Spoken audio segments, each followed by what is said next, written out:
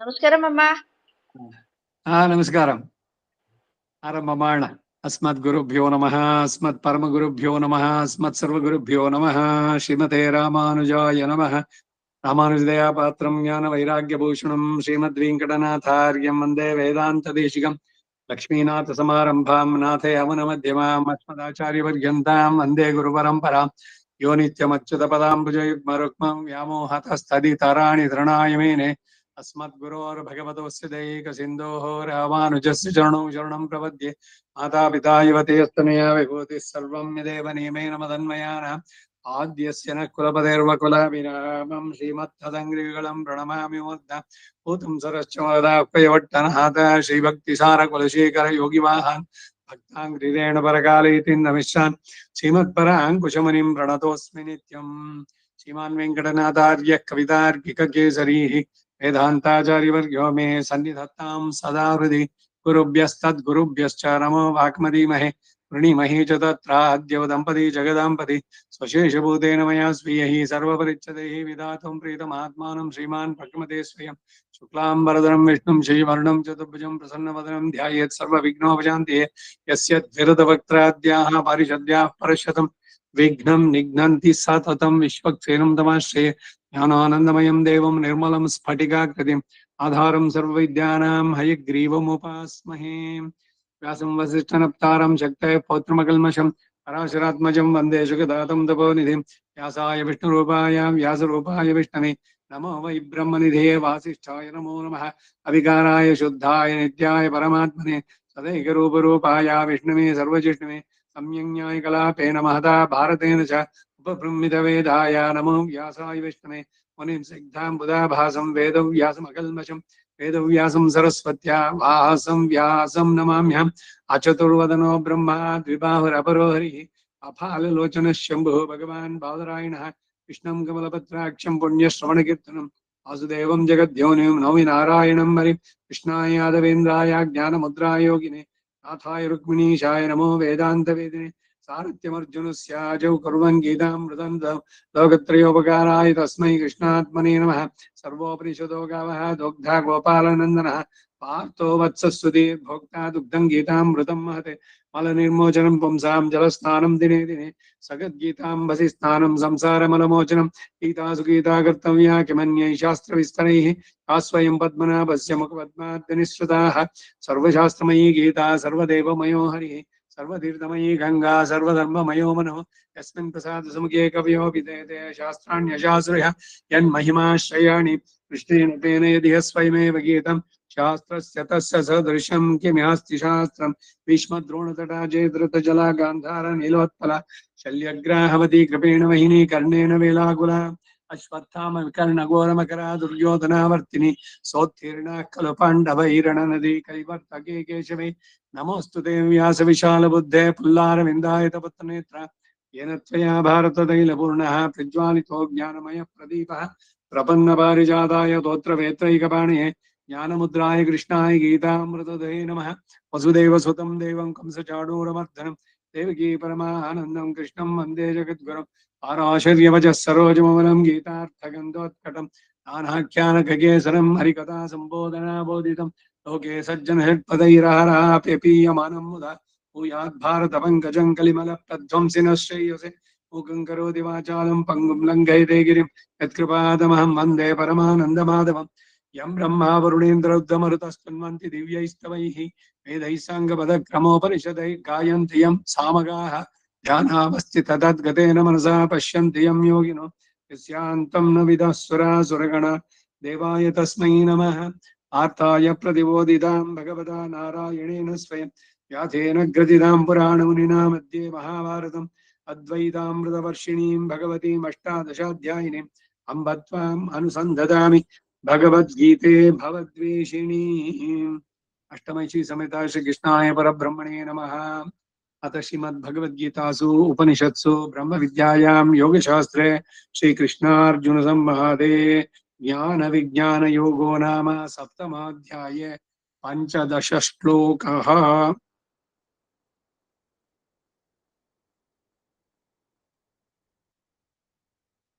15ನೆಯ ಶ್ಲೋಕ ಆರಂಭ. ಅವತಾರಿಕೆ, ಭಾಷ್ಯದ ಅವತಾರಿಕೆ. ಕಿಮಿತಿ ಭಗವದ್ ಉಪಾಸನಾ ಪಾದಿನೀಂ ಭಗವತ್ ಪ್ರಪತ್ತಿಂ ಸರ್ವೇ ನ ಕುರ್ವತ ಇತ್ಯತ್ರಃ. ಭಾಷ್ಯದ ಅವತಾರಿಕೆ. ಹೀಗೆ ಈ ಮಾಯಾ ತರುಣೋಪಾಯವೋ ಬಹು ಸುಲಭವಾದದೇ ಆಗಿರುವಾಗ ಮಮ ಮಾಯಾ ದುರತ್ಯಯ ಎಂದು ಹೇಳಲು ಕಾರಣ ಏನು? ಈಗ ಹೋದ್ ವಾರದ ಕ್ಲಾಸ್ ನೀವು ಜ್ಞಾಪಿಸ್ಕೊಂಡ್ರೆ ಬರೀ ನಮ್ಗಷ್ಟೇ ಅಲ್ಲ ಈ ಮಾಯೆ ಅನ್ನೋದು. ಇಂದ್ರಾದಿ ದೇವತೆಗಳಿಗೂ ಅವನು ಯಾವ್ಯಾವಾಗ ಎಡವಿದ್ದು, ಬ್ರಹ್ಮನಿಂದ ಶುರು ಮಾಡಿ ಈ ತ್ರಿಗುಣಾತ್ಮಕವಾದ ಜಗತ್ತಿನಲ್ಲಿ ಇರುವ ಸಮಸ್ತ ಚೇತನರು ಕೂಡ, 14 ಲೋಕಗಳು, ಅಂತಹ ಅನೇಕ ಕೋಟಿ ಬ್ರಹ್ಮಾಂಡಗಳು, ಪ್ರತಿ ಒಬ್ರು ಇದಕ್ಕೂ ಹೊರತಲ್ಲ ಅವನ ಮಾಯೆಯನ್ನ ದಾಟೋಕೆ. ಬ್ರಹ್ಮ ರುದ್ರ ಈಶಾನ ಯಾರಿಂದಾನೂ ಅದನ್ನ ದಾಟೋದಕ್ಕೆ ಸಾಧ್ಯ ಇಲ್ಲ.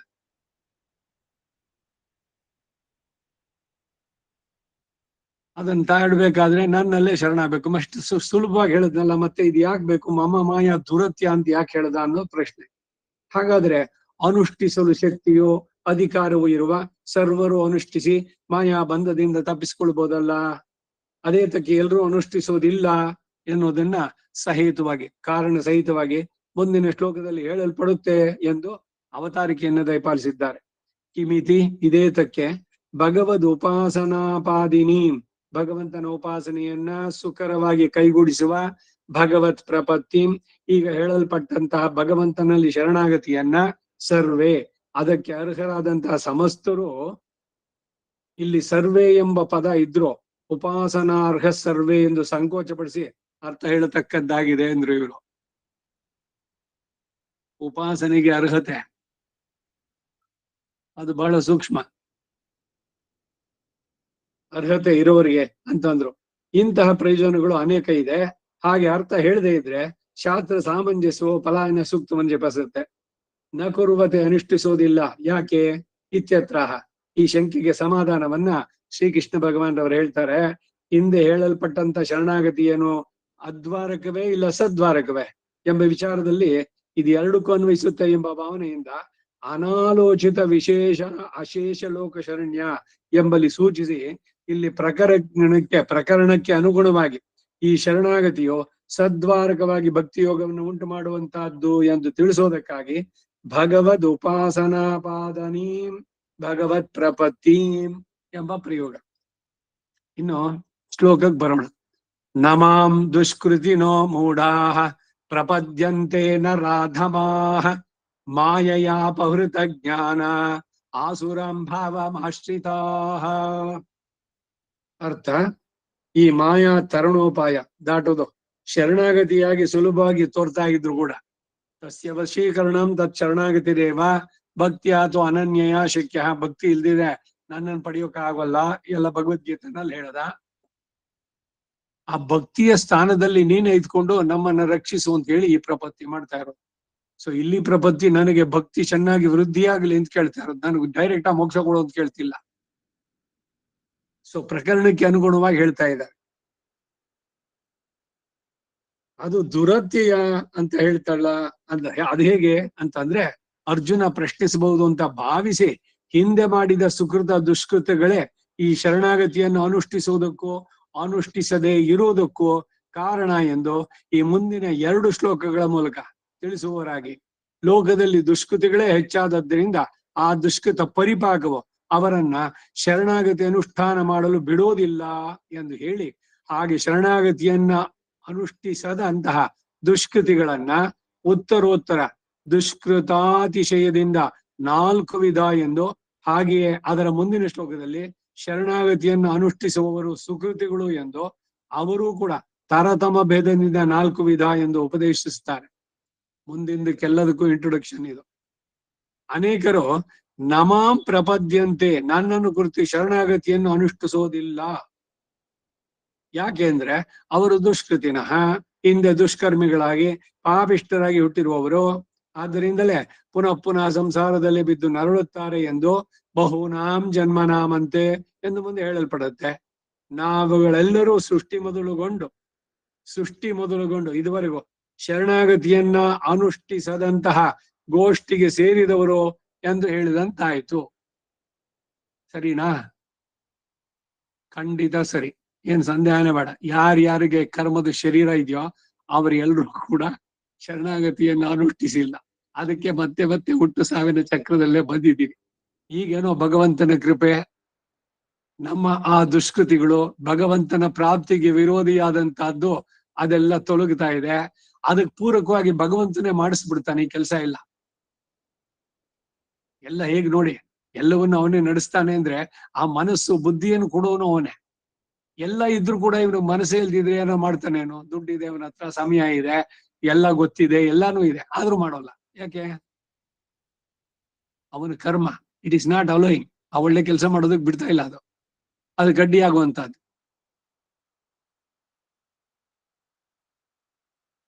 ಈಗೀಗ ಸುಸಮಯ, ಇಂದಿನ ವಾರ ಶುಭವಾರ, ಇಂದಿನ ಕರ್ಣ ಶುಭಕರ್ಣ, ಇದೆಲ್ಲ ಹೇಳುವಂತಹದ್ದ. ನನ್ಗೆ ಮೊನ್ನೆ ಯೋಗ ಕ್ಲಾಸ್ ನಲ್ಲಿ ಒಬ್ರು ಬಂದು ಕೇಳಿದ್ರು, ಯಾವತ್ತು ನಾನು ವಿಷ್ಣು ಸಹಸ್ರನಾಮ ದಿವ್ಸಾಲು ಹೇಳೋಣ ಅಂತಿದ್ದೀನಿ ಪಾರಾಯಣಕ್ಕೆ, ಅದಕ್ಕೆ ಏನ್ ಯಾವ ವಾರ ಅಂದ್ರು. ಎಲ್ಲ ಇಂದಿನ ವಾರ ಶುಭವಾರ, ಯಾವತ್ ನೀವು ಮಾಡ್ಬೇಕು ಅಂತಂದ್ರು ಅದು ಬಹಳ ಆಸ್ಪಿಷಿಯಸ್. ಯೋಗ ಕರ್ಣ ಎಲ್ಲಾನು. ಯಾಕೆಂದ್ರೆ ಇದು ಭಗವಂತನ ನಾಮಕ್ಕೆ ತೊಡಗುವಂತ. ಹಾಗಾದ್ರೆ ಯಾಕೆ ಬೇಕು ಜ್ಯೋತಿಷ್ಯ ಪಂಚಾಂಗ? ಮನಸ್ಸು ಬಂದಿದ್ದ ದಿವಸ ಮಾಡ್ಬಿಡೋದು ಅಲ್ಲ. ಹಾಗಲ್ಲ. ಭಗವಂತನ ನಾಮ ಸಂಕೀರ್ತನೆಗೆ ಈ ಕಾಲ ಈ ಟೈಮ್ ಅಂತಿಲ್ಲ. ದಿನಸು ಒಂದ್ಸಲಿ ಅಲ್ಲ, 3 ಸಲಿ ಹೇಳಿಂದ, 3 ಸಲಿ ಅಲ್ಲ, ಇನ್ನೂ ಹೆಚ್ಚಿಗೆ ಹೇಳ್ಬೋದು. ಏ ವಾಲಾಹ ತೇ ವಾಲಕಿಲ್ಯಾಹ, ಏ ನಗಾಹ ತೇ ವೈಕಾನಸಹ. ಇವರುಗಳೆಲ್ಲ ಕಂಟಿನ್ಯೂಸ್ ಸಂಧ್ಯಾವನೆ ಮಾಡ್ತಾನೆ ಇದ್ದಾರೆ. ಅವ್ರ ಜನ್ಮವೇ ಅದು. ಹಾಗೆ ಏನೋ ಸುಕೃತಿ ವಿಶೇಷ ಈ ಕಡೆಗೆ ಮನಸ್ಸು ಬಂದು ಭಗವಂತನ ನಾಮ ಸಂಕೀರ್ತನೆ ಮಾಡೋಣ. ಅದಕ್ಕೆ ಯಾವಾಗ? ಹಾಗಾದ್ರೆ ಜ್ಯೋತಿಷ್ಯ ಬ್ಯಾಡ್ವೆ ಅಂತಂದ್ರೆ, ಜ್ಯೋತಿಷ್ಯವೂ ಇರೋದು ಪಂಚಾಂಗದಲ್ಲಿ, ಇವೆಲ್ಲ ಇರೋದು ವೇದದಲ್ಲಿ ತಿಳಿಸಿದ ಕರ್ಮಗಳನ್ನ ಅನುಷ್ಠಿಸೋದಕ್ಕೆ. ಇದು ನಾಮ ಸಂಕೀರ್ತನೆ, ಇದು ನಿತ್ಯ ಪಾರಾಯಣ, ಸದಾ ಆಳ್ತಿರ್ಬೇಕು. ಆ ದೃಷ್ಟಿಯಿಂದ ಹೇಳಿದ್ರೆ ಖಂಡಿತ ಮಾಡಿ. ಇದಕ್ಕೆ ಮಂಗಳವಾರ, ಬುಧವಾರ, ಶನಿವಾರ ಅನ್ನೋದೆಲ್ಲ ಏನಿಲ್ಲ, ನಡೆಸಬಹುದು ಅಂತ. ಹಾಗೆ ನಾಮ ಸಂಕೀರ್ತನೆ ಅದು ಆಗ್ಬೇಕು. ಇದು ಯಾವಾಗ ಸಾಧ್ಯ ಆಗುತ್ತೆ ಅಂದ್ರೆ, ಎಲ್ಲವೂ ಕೂಡ ಒಂದೊಂದಕ್ಕೊಂದಕ್ಕೆ ಇಂಟರ್ಲಿಂಕ್ಡ್. ಏನೋ ಒಂದು ಸುಖದ ವಿಷಯ, ಯಾವ್ದೋ ಒಂದು ಒಳ್ಳೆ ಥಾಟು, ಸುಮ್ನೆ ಮನಸ್ಸಿನಲ್ಲೇನೆ ಏನೋ ಒಂದು ಒಳ್ಳೇದ್ ಮಾಡೋಣ ಅಂತ, ಅದರಿಂದ ಭಗವಂತ ಪ್ರೀತನಾಗಿ ಇವರಿಗೆ ಅವನ ಹತ್ರಕ್ಕೆ ಬರೋದಕ್ಕೆ ಯಾವ ದೊಡ್ಡಿ ಇದೆಯೋ ಅದನ್ನೆಲ್ಲ ಬಿಡಿಸಿದ್ದು. ಯಾರ ಮುಖಾಂತರನೋ ಇಲ್ಲಿ ಏನೋ ಒಂದು ಆಗ್ತಾ ಇದೆ, ಒಂಚೂರು ಕೇಳ್ತೀರಂತೆ ಬನ್ನಿ ಅಂತ ಯಾರನ್ನೋ ಕರ್ಕೊಂಡ್ ಬರೋದು, ಆಮೇಲೆ ಅವ್ರುಗಳು ಸೇರುವಂತಹದ್ದು. ಅಯ್ಯೋ ನಾವೆಲ್ಲ ಇಷ್ಟ್ ದಿವ್ಸ ಇದ್ವಿ, ಇಲ್ಲೇನೆ ಹತ್ರದಲ್ಲೇ ಇದ್ವಿ, ಬರ್ಲಿಲ್ವಾ? ಕೆಲವ್ರು ಹತ್ರದಲ್ಲೇ ಪಕ್ಕದಲ್ಲೇ ಇದ್ರು ಕೇಳಿಸ್ಕೊಳಲ್ಲ. ಇವಕ್ಕೆಲ್ಲ ಏನು ಅಂದ್ರೆ ಉತ್ತರ ಇಲ್ಲಿದೆ ನೋಡಿ. ಆದ್ದರಿಂದ ಈ ಸದುಪದೇಶವನ್ನ ಮನಸ್ಸಿನಲ್ಲಿ ಇಟ್ಟುಕೊಂಡು ಮೊದಲು ಶರಣಾಗತಿಯನ್ನ ಶಾಸ್ತ್ರ ರೀತಿಯ ಅನುಷ್ಠಿಸಿ ಈ ಪ್ರಕೃತಿ ಬಂಧವನ್ನ ದಾಟತಕ್ಕದ್ದು. ಅಂತಹ ದುಷ್ಕೃತಿಗಳು ಯಾರು ಎಂಬ ವಿವೇಚನೆಯನ್ನ ಹೇಳ್ತಾರೆ. ಮೂಢಾಹ, ಅಜ್ಞಾನಿಗಳು, ಸರಿಯಾದ ಜ್ಞಾನ ಇಲ್ಲದವರು, ದೇಹಾತ್ಮ ಭ್ರಮೆ, ಸ್ವತಂತ್ರಾತ್ಮ ಭ್ರಮೆ ಉಳ್ಳವರು. ಎಲ್ಲ ತಮ್ಮ ಪ್ರಯತ್ನ, ತಮ್ಮ ಬುದ್ಧಿಶಕ್ತಿ, ತಾನು ಸಾಧಿಸಿದ್ದು ಅಲ್ಲ, ನಾನು ಮನಸ್ಸು ಮಾಡಿದ್ರೆ ಏನ್ ಬೇಕಾದ್ರೂ ಮಾಡಬಲ್ಲೆ, ಇವೆಲ್ಲ ಸ್ವತಂತ್ರಾತ್ಮ ಭ್ರಮೆ, ದೇಹಾತ್ಮ ಭ್ರಮೆ ಉಳ್ಳವರು. ಎರಡನೇದು ನರಾಧಮಾಹ, ಸರಿಯಾದ ಜ್ಞಾನಕ್ಕೆ ಅವಕಾಶ ಇದ್ರು ಅದನ್ನ ಹೊಂದದೇ ಇರೋರು. ನರ ಅಧಮಾಹ ಅಂದ್ರು. ಯಾರು ಹೇಳಿದ್ರೆ, ಅಯ್ಯೋ ಸುಮ್ನೆ ನೀವು ಪುರಾಣ ಎಲ್ಲ ಬಿಚ್ಬೇಡಿ, ನಿಮ್ದೇನೋ ನಿಮ್ಗಿದೆ ನೀವು ಮಾಡ್ಕೊಳ್ಳಿ, ನಮಗ್ ಬೇರೆ ಕೆಲಸ ಇದೆ, ನಾವು ಹೋಗ್ತೀವಿ, ವೀಕೆಂಡ್ಸ್ ಆದ್ರೂ ಸುತ್ತಬೇಕು ನಾವು, ಈಗಲ್ದಲ್ಲ ಇನ್ನೇನು ವಯಸ್ಸಾದ್ಮೇಲೆ ಆಗಕ್ಕಾಗತ್ತಾ? ಈ ತರ ಮಾತುಗಳು ಮಾತಾಡುವಂಥವ್ರು ಇವರೆಲ್ಲ ನರಾಧಮರು. ಒಂದ್ ವೇಳೆ ಒಳ್ಳೆ ಮಾತನ್ನ ಹೇಳಿದ್ರು ಕೂಡ ಕೇಳಿಸ್ಕೊಳಕ್ ಇಷ್ಟ ಇಲ್ಲ ಅಂತವ್ರು ಹೇಳಕ್ಕೂ ಹೋಗ್ಬಾರ್ದು. ಯಾಕೆಂದ್ರೆ ಅವ್ರ ಕರ್ಮ ಇನ್ನೂ ಹೋಗಿರೋಲ್ಲ. ಅಯ್ಯೋ ಮತ್ತೆ ನಮ್ ಬಂಧುಗಳೆಲ್ಲ, ನಮ್ಮ ಮಕ್ಕಳೋ ಮಗನೋ, ಇನ್ಯಾರೋ ಹತ್ರದವರೋ ಆತ್ಮೀಯರೋ ಹಿತೈಷಿಯರೋ ಅವ್ರದ್ದು ಹಿಂಗಾಗ್ಬಿಡ್ತಾ ಇದೆಯಲ್ಲ ಅಂದ್ರೆ ನೀವು ದೇವ್ರ ಪ್ರಾರ್ಥನೆ ಮಾಡಿ ಅವ್ರಿಗೆ ಸದ್ಬುದ್ಧಿ ಕೊಡಪ್ಪ ಅಂತ ಅವ್ರಿಗೆ ಹೇಳೋದು ಬೇಡ.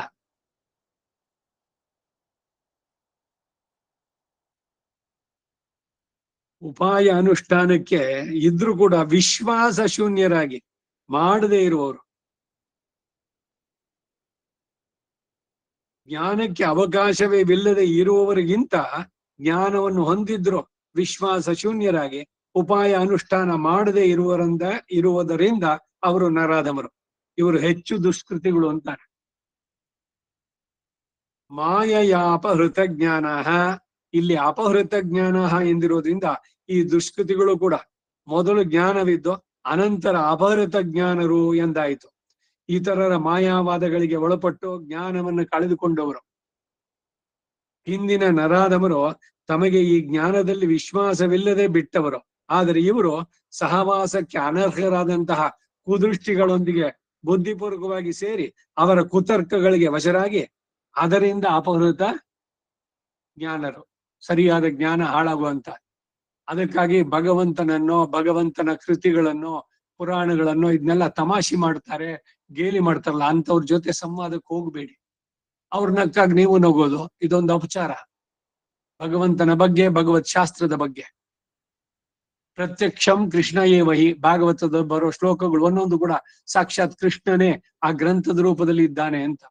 ಅದಕ್ಕೆ ಇವುಗಳನ್ನ ತೊಡಗಬೇಕಾದ್ರೆ ಮೊದಲು ಅದನ್ನ ನೆನೆಸ್ಕೊಂಡು ಧ್ಯಾನ ಮಾಡಿ ಆಮೇಲೆ ಪಾರಾಯಣವನ್ನ ಆರಂಭ ಮಾಡುವಂಥದ್ದು.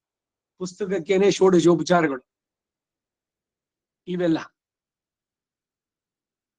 ಅದರಿಂದ ಯಾರಿಗೆ ಭಗವಂತನಲ್ಲಾಗ್ಲಿ ಭಾಗವತರಲ್ಲಾಗ್ಲಿ ಭಗವತ್ ಸಂಬಂಧವಾದಂತ ಕೃತಿಗಳ ಬಗ್ಗೆ ಆಗ್ಲಿ ಆಸಕ್ತಿ ಇದಿಲ್ವೋ, ಅಸಡ್ಡೇನೋ ಅಥವಾ ಅಪಹಾಸ್ಯ ಮಾಡ್ತಾರೋ ಅಂತವ್ರ ಜೊತೆ ಈ ವಿಷಯ ಮಾತಾಡೋಕ್ ಹೋಗ್ಬಾರ್ದು. ಆದ್ದರಿಂದ ಅವರಿಗಿಂತ ಇವರು ಅಪಕೃಷ್ಟರು. ಆಸುರಂ ಭಾವಮಾಶ್ರಿತಾ, ತಾನು ಭಗವಂತನಿಗೆ ಶೇಷಭೂತನು, ಆತನೇ ನಮಗೆ ಸತ್ತಾದಾಯಕನು, ಆತನೇ ಪ್ರಾಪಕನು ಪ್ರಾಪ್ಯನು ಇತ್ಯಾದಿ ಅಮೋಘ ಜ್ಞಾನೋಪದೇಶವೆಲ್ಲ ಪರಮಾತ್ಮನನ್ನೇ ದ್ವೇಷಿಸಲು ಕಾರಣಭೂತರಾಗಿ ಆಸುರ ಭಾವವನ್ನು ಆಶ್ರಯಿಸಿದವರು. ಇಂಥವರ ಇದು ಕೂಡ ಅಷ್ಟೇ. ನನಗೊಮ್ಮೆ ಒಬ್ರದು ಹೀಗೆ ಭೇಟಿಯಾರೆ, ಅವ್ರನ್ನ ಮಾತಾಡ್ಸಿದ್ದು. ವಿಜ್ಞಾನ ಇದರಲ್ಲೆಲ್ಲ ಬಹಳ ಮುಂದುವರೆದಿದ್ದಾರೆ, ಇದೆಲ್ಲ ಬಹಳಷ್ಟು ಸಾಧನೆಗಳು ಎಲ್ಲ ಆಗಿದೆ. ಆದ್ರೆ ಏನ್ ಮಾತಾಡ್ತಾ ಯಾವ್ದೋ ಬಂತು ರಾಮಾಯಣದ ಮಾತಿಗೆ, ರಾಮ ಇಸ್ ಸ್ಕೌಂಡ್ರಲ್ ಅಂದ್ರು ಅವರು. ಏನಪ್ಪ ಹೀಗಂತಾರೆ ಅಂತ. ಏನ್ರಿ, ಯಾರೋ ಆಗ್ಸ ಹೇಳಿದ್ ಮಾತಿಗೆ ಹೆಂಡ್ತಿನೇ ಬಿಡ್ತಾನೆ ಅಂದ್ರೆ ಏನ್ ಅಷ್ಟು ಕಾನ್ಫಿಡೆನ್ಸ್ ಇಲ್ಲ ಅವನಿಗೆ? ಎಲ್ಲಿ ಕೇಳಿದ್ರಿ ಇವರು? ಪೂರ ಓದಿದ್ರೆ ರಾಮಾಯಣವನ್ನೇ? ಯಾರು ಈ ರೀತಿ ಮಾತಾಡ್ತಾರೋ, ಧರ್ಮವನ್ನು ಇವುಗಳನ್ನು ಧಿಕ್ಕರಿಸಿ ಮಾತಾಡೋರು, ಏನಾದ್ರು ಒಂದ್ ಸ್ವಲ್ಪ ಪ್ರಶ್ನೆ ಕೇಳಿ. ಏನು ಇಲ್ಲ, ಎಲ್ಲೋ ಒಂದು ಚೂರು ಒಂದು ಕೇಳ್ಬಿಡೋದು, ಅದ್ರ ಮೇಲೆ ಅವರು they will have their own opinions. ಆಗೋಯ್ತು ರಾಮಾಯಣ ಇದು, ಅಂಡ್ ರಾಮ ಇಸ್ ಸ್ಕೌಂಡ್ರಲ್. ಇಂಥವ್ರ ಜೊತೆ ಮಾತಾಡಕ್ ಹೋಗ್ಬಾರ್ದು. ಅವರುಗಳನ್ನೇ ಇಲ್ಲಿ ಹೇಳುವಂತಹದ್ದು. ಆಸುರಂ ಭಾವಮಾಶ್ರಿತಾ. ಬೇರೆ ವಿಷಯಗಳಲ್ಲಿ ಅವರು ಮೇ ಬಿ ಏನು ಈ ಲೌಕಿಕವಾದ ಇದರಲ್ಲಿ they may be A successful person, ಅದು ಇದು ಎಲ್ಲ ಆಗಿರ್ಬೋದು. ಆದ್ರೆ ಧರ್ಮ, ಸಂಸ್ಕೃತಿ, ಆಚರಣೆ ಬಗ್ಗೆ ಎಲ್ರಿಗೂ ಸ್ವಾತಂತ್ರ್ಯ ಇದೆ. ಎಲ್ಲರೂ ನಂಬಲೇಬೇಕು ಅಂತ ಯಾರನ್ನು ಬಲವಂತ ಮಾಡೋಲ್ಲ. They can have their opinion. ಆದ್ರೆ ನಾ ಹೇಳೋದೇನು ಅಂದ್ರೆ, ಆ ಒಪಿನಿಯನ್ ಫಾರಂ ಆಗೋದಕ್ ಮೊದಲು ನೀನ್ ಅದ್ರ ಬಗ್ಗೆ ಪೂರ್ಣವಾಗಿ ತಿಳಿದ್ಯಾ? ಎಲ್ಲೋ ಯಾರೋ ಒಂಚೂರು ಹೇಳಿದ್ದನ್ನು ಕೇಳ್ಬಿಟ್ಟು ಅಲ್ಲಿಗೇನೇನೆ ಇನ್ಫಾರ್ಮೇಶನ್ ತಗೊಳ್ಳೋ ಬದಲು ಗೋ ಥ್ರೂ ದಾಟ್, ಓದಿ ಒಂದ್ಸಲಿ ಪೂರ್ಣವಾಗಿ, ಆಮೇಲೆ ಯು ಹ್ಯಾವ್ ಯುವರ್ ಇಂಪ್ರೆಷನ್. ಏನು ಪ್ರಯೋಜನ ಇಲ್ಲ ಅನ್ಸುತ್ತಾ ಹೇಳಿ, ಬೇಡ ನನಗೆ ಏನು ಬೇಡ, ರಾಮನು ಬೇಡ, ಕೃಷ್ಣನ್ ಲೈಫು ಬೇಡ, ಯಾರ ಚೋರ ಕಳ್ಳ ಅದೇ ನಿಮಗೆ ದೊಡ್ಡದಾಗ ಅಲ್ಲಿ ಕಾಣಿಸುತ್ತೆ ಅಂದ್ರೆ ಅದನ್ನ ಸರಿಯಾಗಿ ಗ್ರಹಿಸ್ಲಿಲ್ಲ. ಆದ್ರೆ ಏನೂ ತಿಳಿದೇನೇನೆ ಇಂಪ್ರೆಷನ್ ಮಾಡ್ಕೊಂಡ್ಬಿಡೋದು ಎಲ್ಲ ಸುಮ್ಮನೆ ಅನಿಸಿಕೆಗಳು, ಅವ್ರ ಮನಸ್ಸಿಗೆ ಹಂಗ ಅನಿಸ್ತು, ಅದರಿಂದ ಹೇಳಿದ್ರು. ಇವರೆಲ್ಲ ಇದಕ್ ಬರುವಂತವ್ರು. ಆಸುರಂ ಭಾವಮಾಶ್ರಿತಾ, ತಾನು ಭಗವಂತನಿಗೆ ಶೇಷಭೂತ, ಆತನೇ ನಮಗೆ ಸತ್ತಾದಾಯಕ, ಆತನೇ ಪ್ರಾಪಕನು ಪ್ರಾಪ್ಯನು ಇತ್ಯಾದಿ ಅಮೋಘ ಜ್ಞಾನೋಪದೇಶವನ್ನೆಲ್ಲ ಪರಮಾತ್ಮನನ್ನೇ ದ್ವೇಷಿಸಲು ಕಾರಣಭೂತವಾಗಿ ಆಸುರ ಭಾವವನ್ನು ಆಶ್ರಯಿಸಿದವರು. ಪ್ರಹ್ಲಾದನಿಂದ ಹೊಂದಿದ ಅಮೋಘವಾದ ಜ್ಞಾನ ಹಿರಣ್ಯಕಶಿಪಿಗೆ ವಿಷ್ಣುವನ್ನು ಹೆಚ್ಚಾಗಿ ದ್ವೇಷಿಸಲು ಹೇಗೆ ಕಾರಣವಾಯಿತು ಹಾಗೆ ಎಂಬ ಭಾವ. ದುರ್ಯೋಧನಿಗೂ ಶ್ರೀಕೃಷ್ಣನಲ್ಲಿ ದ್ವೇಷ, ಆತನ ಮಹಾತ್ಮೆಯು ತಿಳಿದ ಹಾಗೆಲ್ಲ ಹೆಚ್ಚಿತು. ಇಂಥವರು ಪರಮ ನೀಚರು, ಬರೀ ನೀಚರಲ್ಲ, ಸೂಪರ್ಲೇಟಿವ್ ಡಿಗ್ರಿ.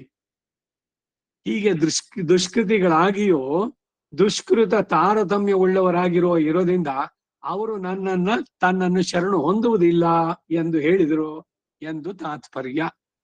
ನಮಾಂ ದುಷ್ಕೃತಿನೋ ಮೂಢಾಃ ಪ್ರಪದ್ಯಂತೆ ನರಾಧಮಾಃ ಮಾಯಯಾಪಹೃತ ಜ್ಞಾನ ಆಸುರಂ ಭಾವಮಾಶ್ರಿತಾಃ. ಇನ್ ಬೇರೆ ಯಾವ್ದೋ ರಾಕ್ಷಸರು ಇನ್ಯಾವ್ದೋ ಲೋಕದಲ್ಲಿ ಇದ್ದಾರೆ ಪಾತಾಳದಲ್ಲಿ ಅವ್ರು ಬಂದ್ರು ಅಂತಲ್ಲ, ಇವರೇನೇ ರಾಕ್ಷಸರು. ಯಾಕೆ? ಬುದ್ಧಿ ಆ ರೀತಿ. ದೈವಾಸುರ ಸಂಪದ್ ವಿಭಾಗ ಯೋಗ.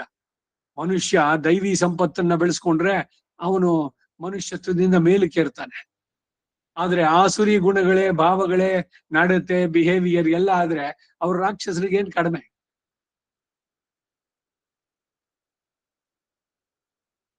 ಇಂಥವರನ್ನ ಮುಂದೆ 9ನೇ ಅಧ್ಯಾಯದ 12ನೇ ಶ್ಲೋಕದಲ್ಲಿ ಮೋಘಾಶಾಹ ಎಂಬ ಶ್ಲೋಕದಲ್ಲಿ ನಿಂದಿಸಿದ್ದಾರೆ. ಇಂಥವರಿಗೆ ಫಲವೂ ಕೂಡ 16ನೇ ಅಧ್ಯಾಯದ 19ನೇ ಶ್ಲೋಕ ಕ್ಷಿಪಾಮಿ ಅಜಸ್ರಮಶುಭಾನ ಆಸುರೀಶ್ವೇವ ಯೋನಿಷು ಪುನರ್ದರಿದ್ರ ಪುನರೇವ ಪಾಪಿ. ಪಾಪ ಕೆಲಸಗಳನ್ನು ಮಾಡಿದ್ರಿಂದ ಅವನು ದಾರಿದ್ರ್ಯವನ್ನು ಉಂಟು ಮಾಡ್ತಾನೆ. ಆ ದಾರಿದ್ರ್ಯದಿಂದ ಅವನು ಮಾಡಬಾರ್ದು ಕೆಲಸನೇ ಹೆಚ್ಚಿಗೆ ಮಾಡ್ತಾನೆ. ಆ ಕೆಲಸ ಮಾಡಿದ್ರಿಂದ ಮತ್ತೆ ಮತ್ತೆ ಮತ್ತೆ ಮತ್ತೆ ತಳ ಕಾಣದ ಸಮುದ್ರ ಹೋಗ್ತಾ ಇದ್ದಾನೆ. ಅದೋ ಗತಿಗೆ ಹೋಗ್ತಾ ಇರೋದು.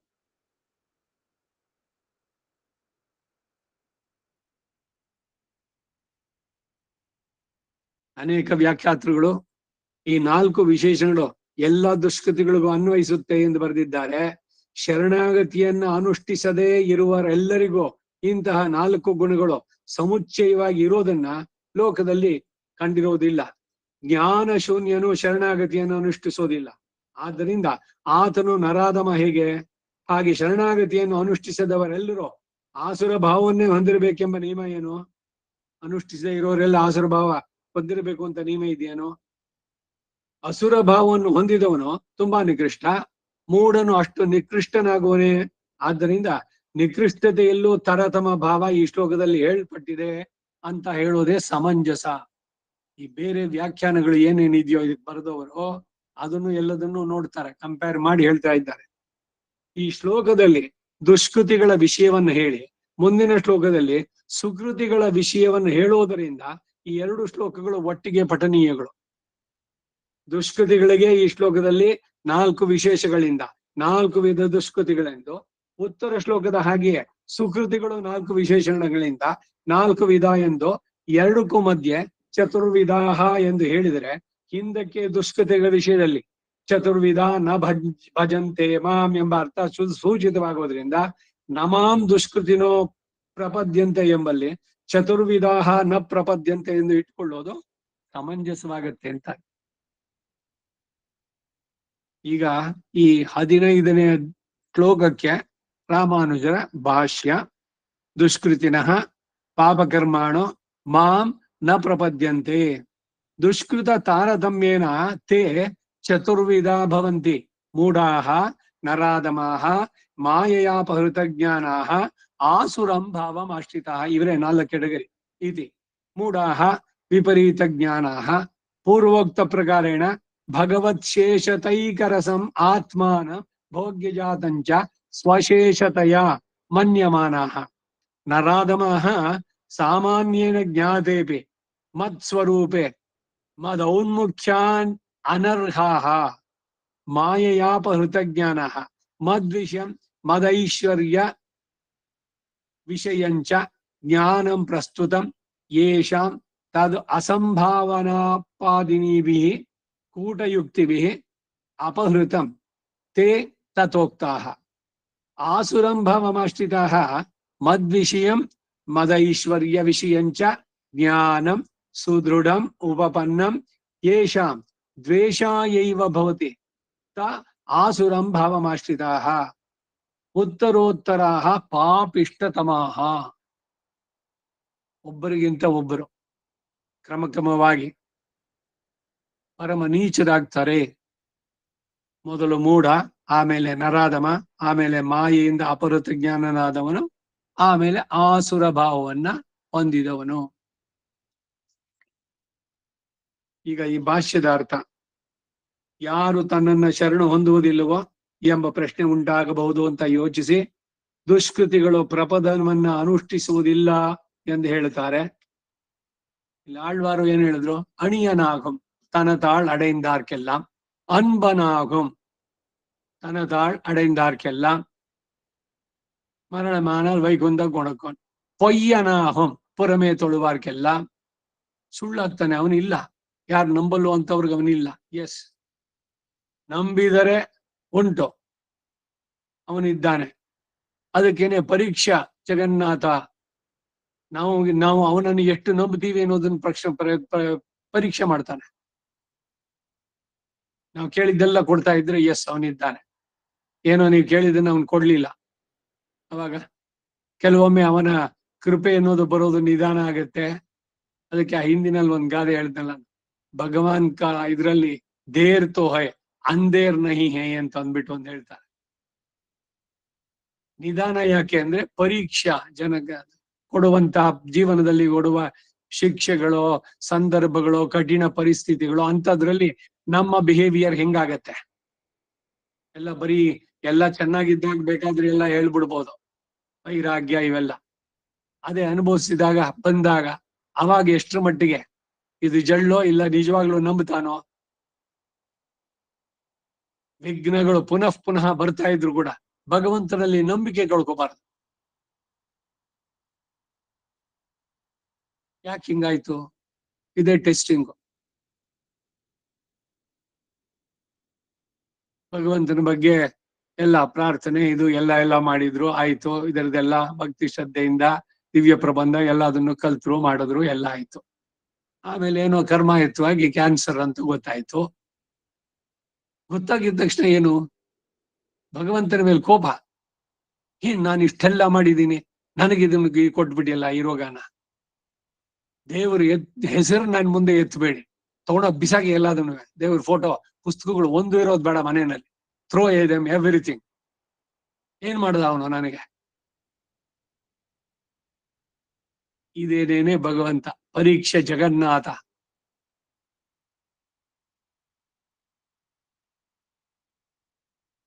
ಎಷ್ಟ್ರ ಮಟ್ಟಿಗೆ ನಾವು ನಂಬುತ್ತೀವಿ ಅವನ್ನ ಅಂತ.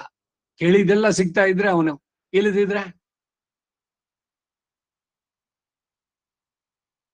ಇನ್ನೊಂದು ಕಡೆ ಹೇಳ್ತಾನೆ, ಯಾರನ್ನ ಅವನು ಅನುಗ್ರಹಿಸ್ಬೇಕು ಅಂತಾನೋ ಅವನು ದುಡ್ಡನ್ನ ಮೊದಲು ತೆಗಿತೀನಿ ಅಂತಾನ. ಹಣ ಅವನ ತಿರೋದು. ಅದರಿಂದ ಏನು ಅಂದ್ರೆ ಅವನು ನಾನು ಎಲ್ಲ ನಂದೇ, ಎಲ್ಲ ನಾನೇ ನನ್ನ ಪ್ರಯತ್ನ ಅನ್ನೋದು.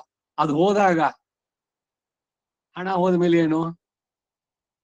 ಈ ಕಾರಣದಿಂದಾನೇ ಆ ಕುಂತಿ ಕೇಳಿದ್ಲು, ತುಂಬಾ ಸುಖ ಬೇಡ, ಏನೋ ಇಲ್ಲಿ ತನಕ ಎಲ್ಲ ಬರೀ ಕಾಡ್ನಲ್ಲಿ ಇದ್ದಿದ್ದು, ವನವಾಸ, ಇವರುಗಳ ಜೊತೆನಲ್ಲಿ ಹೋಗಿದ್ದು ಮಾಡಿದ್ದು, ಬರೀ ಕಷ್ಟ ಪರಂಪರೆನೋ ಪಾಂಡವರಿಗೆ.